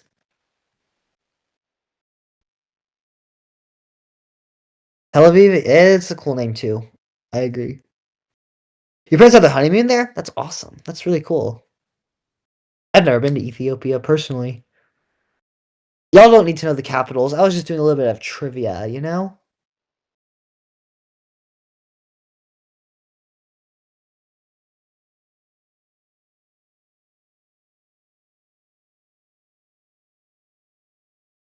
Okay, I have a proposal. Let's do some FRQ. We don't have to do a full one, but let's do some practice. Once we get through that, we could do like a game. Okay, do Roblox, we do Among Us, we can do like a game. Is Mr. Zen going live at 8 or is he going live later? I just realized that. Let me see.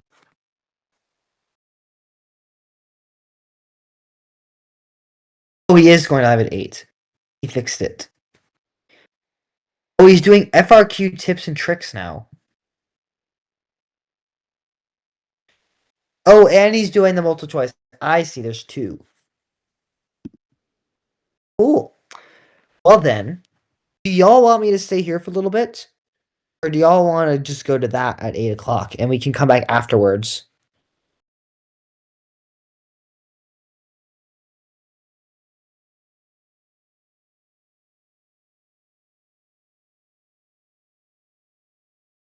Okay, here's what we'll do.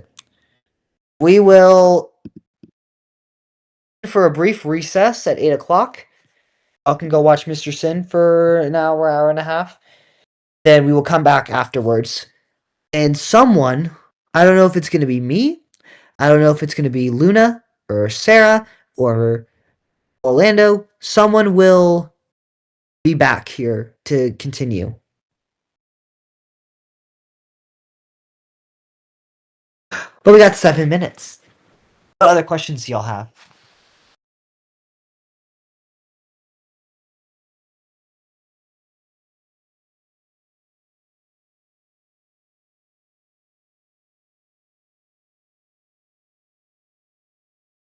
Yes, it is on YouTube. Let me send you the link.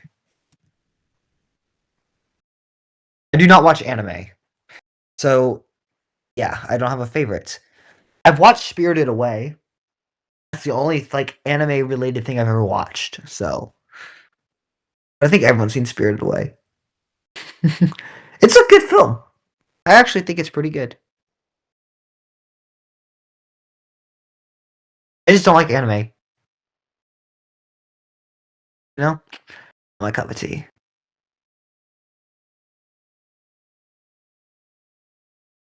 Death Note? I'm looking this up. It's a manga. This looks intense. I don't know. I'm not a big. I don't know. Riley Sins TA. I mean, I essentially am for y'all.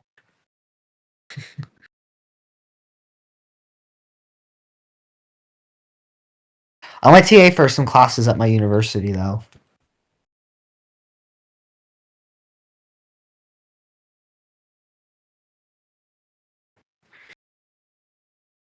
Y'all have any? Everyone here watches Death Note. That's kind of crazy. So it's like a thing. Dang, John just got yeeted out of here. Or no, his message did. John's still here. Is there a mod in the VC? In the stage? Who did that? Show yourself. I'm just kidding. You don't have to. Someone's always watching y'all. It's not me, because I'm not deleting messages, because I don't have the time to do that. Do y'all have actual questions, though, before we head out?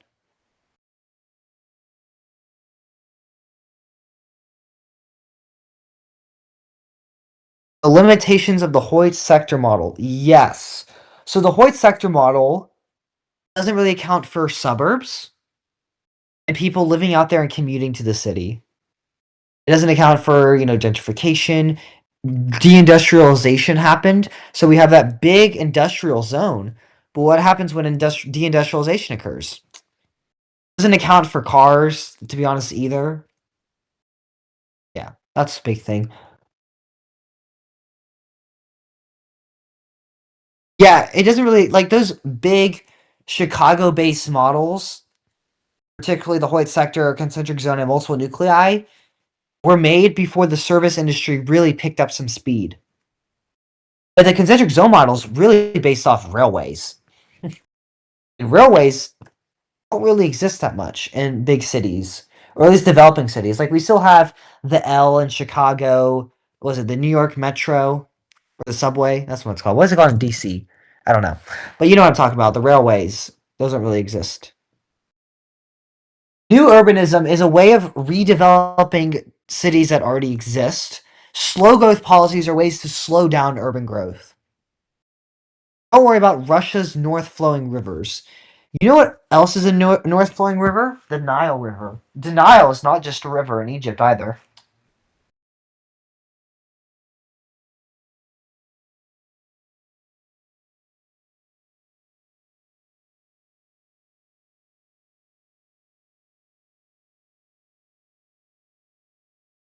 I'm getting tired, y'all. You're wearing me out.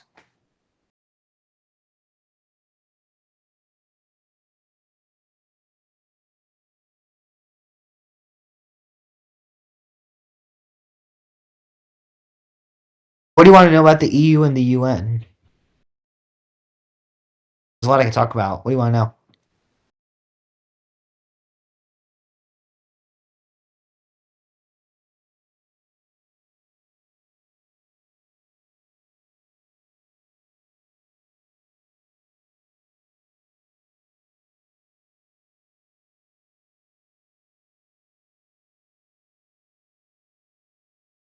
What are the goals of the UN? I don't know them. I don't have them memorized. Neither should you. There's 17 or 20. There's a lot of them. Yeah. There's some goals. They have goals. Will they meet them goals? Probably not. But they have goals. You don't need to know Heartland, but you should know Rostov. And the EU, they have the common currency, the euro. They also have these open borders that are supposed to promote economic exchange and immigration within the EU. And that was a big reason that the UK withdrew, was they didn't adapt the euro, and they didn't really promote the flexible immigration policies. That territoriality is the connection people have to their land, the resources, the territory itself, like the borders. Yeah. It's like I saw these videos of these two baby twins fighting over a pacifier. They're getting territorial over it. It's like that one of them wants the pacifier because it's theirs, and the other one wants it because it's a resource. But obviously, the person's going to protect the pacifier because they're territorial over it. They're connected to their resource.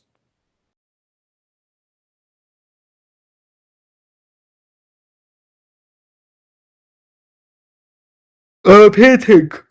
Where are these original residents? Sealand? You don't need to know about Sealand. I promise you don't need to know about. They're not going to ask you if Sealand is a country or not. If anyone doesn't know what Sealand is, it's this.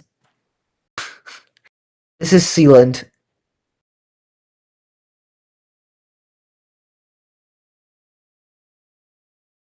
They're not going to ask you what country is that. 'Cause it's guys. It's a principality. It's yeah.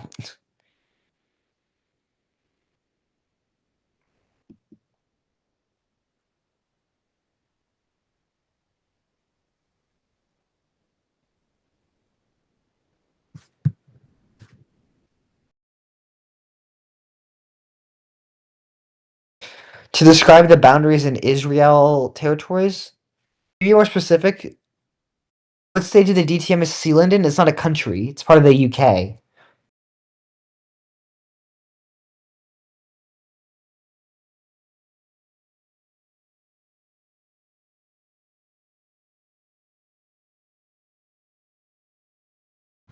Here's a bit of trivia for you. Sealand is located 6 nautical miles from the UK. What zone is it in?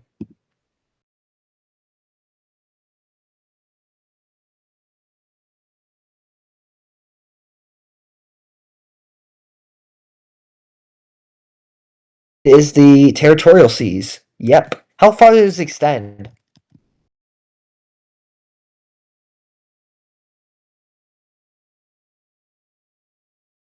I'm not looking. I'm responding to one of my seniors. Here we go. You all said 12, right? Good. What is it called when two EEZs overlap?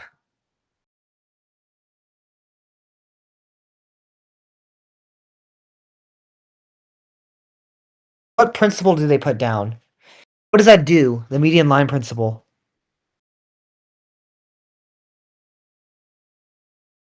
Yeah, Troll Hunter, it splits it in half. Very good.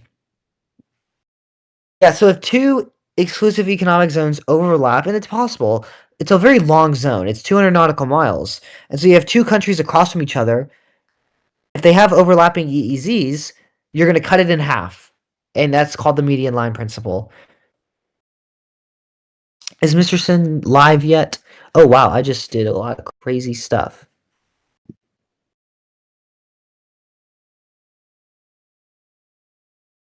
I don't know what the 9- line is. Yeah, we're still waiting on Mr. Sin. To Mr. Sin's stream, y'all. He's going to give some FRQ tips and tricks. And what we can do is apply those to the AP exam, y'all. Isn't that crazy? Yeah, it's the 9- line's about the South China Sea conflict. Y'all don't have to know that to a great extent.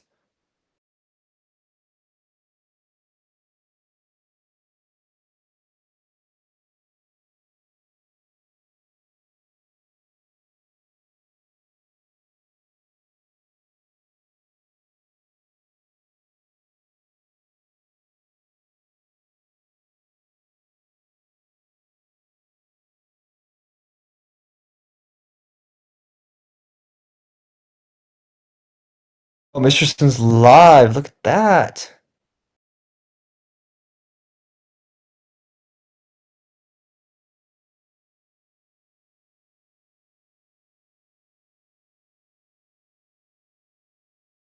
All right, y'all. Y'all head out and watch the awesome, infamous, legendary Mr. Sin. And then we will reconvene later on. I don't know if it'll be me here, but someone will be here. Good luck. If I don't see y'all later, good luck on your exam. Y'all are gonna kill it. I will talk to y'all tomorrow. And go from there. Please don't leave the server, though. Don't leave the server tonight. Don't leave it tomorrow. There's a few things we gotta do before y'all leave. So, just keeping that in mind. Plus, we do summer activities, so, you could stick around. Or you may become an AP Human Helper. Who knows? But yeah, go watch Mr. Sin. We'll be back soon. Take care. I will not end the stage though, so y'all can still kind of chat with each other in here. Does anyone want to be a speaker? I think I can add you to the stage. Does anyone here want to be a speaker on the stage? Anyone? Will I be back? I don't know. We'll see. It just depends on what I'm doing when Mr. Sin is over. I can certainly add anyone to the stage who wants to talk. Okay. I will add Deville. I gotta connect to the stage on my phone though. So, hi, I'm speaking from my phone now. Where is Deville? Somewhere in here. It's not alphabetized, which I really don't like, because it makes it much harder for me to find people to add to the stage. I literally can't find him anywhere. Anyone else want to talk on stage too?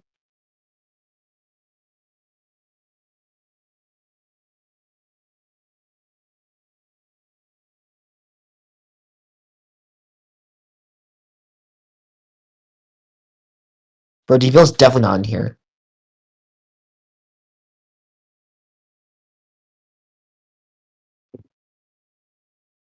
Okay. Well, with that being said then, I'm just gonna leave then.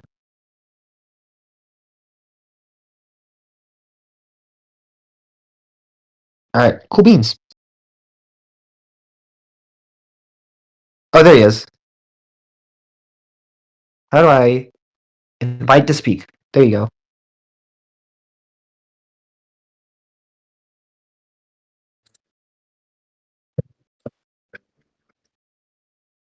We are all getting fives on this AP exam. Do you guys agree? Yes.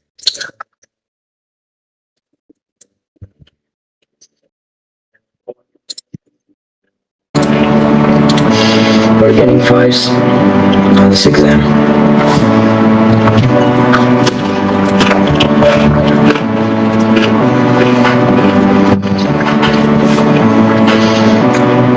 My mic is low-key broken.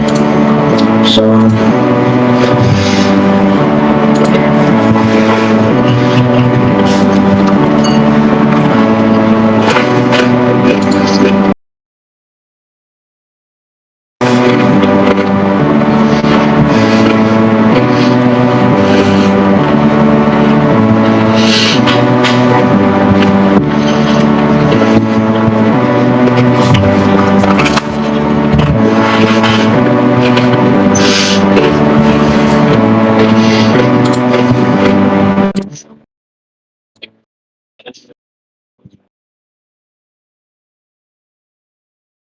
don't worry, I fixed it.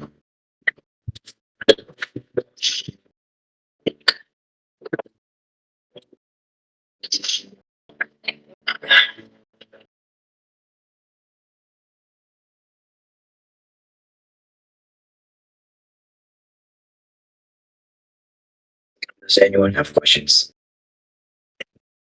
Or anything they want to say about the AP?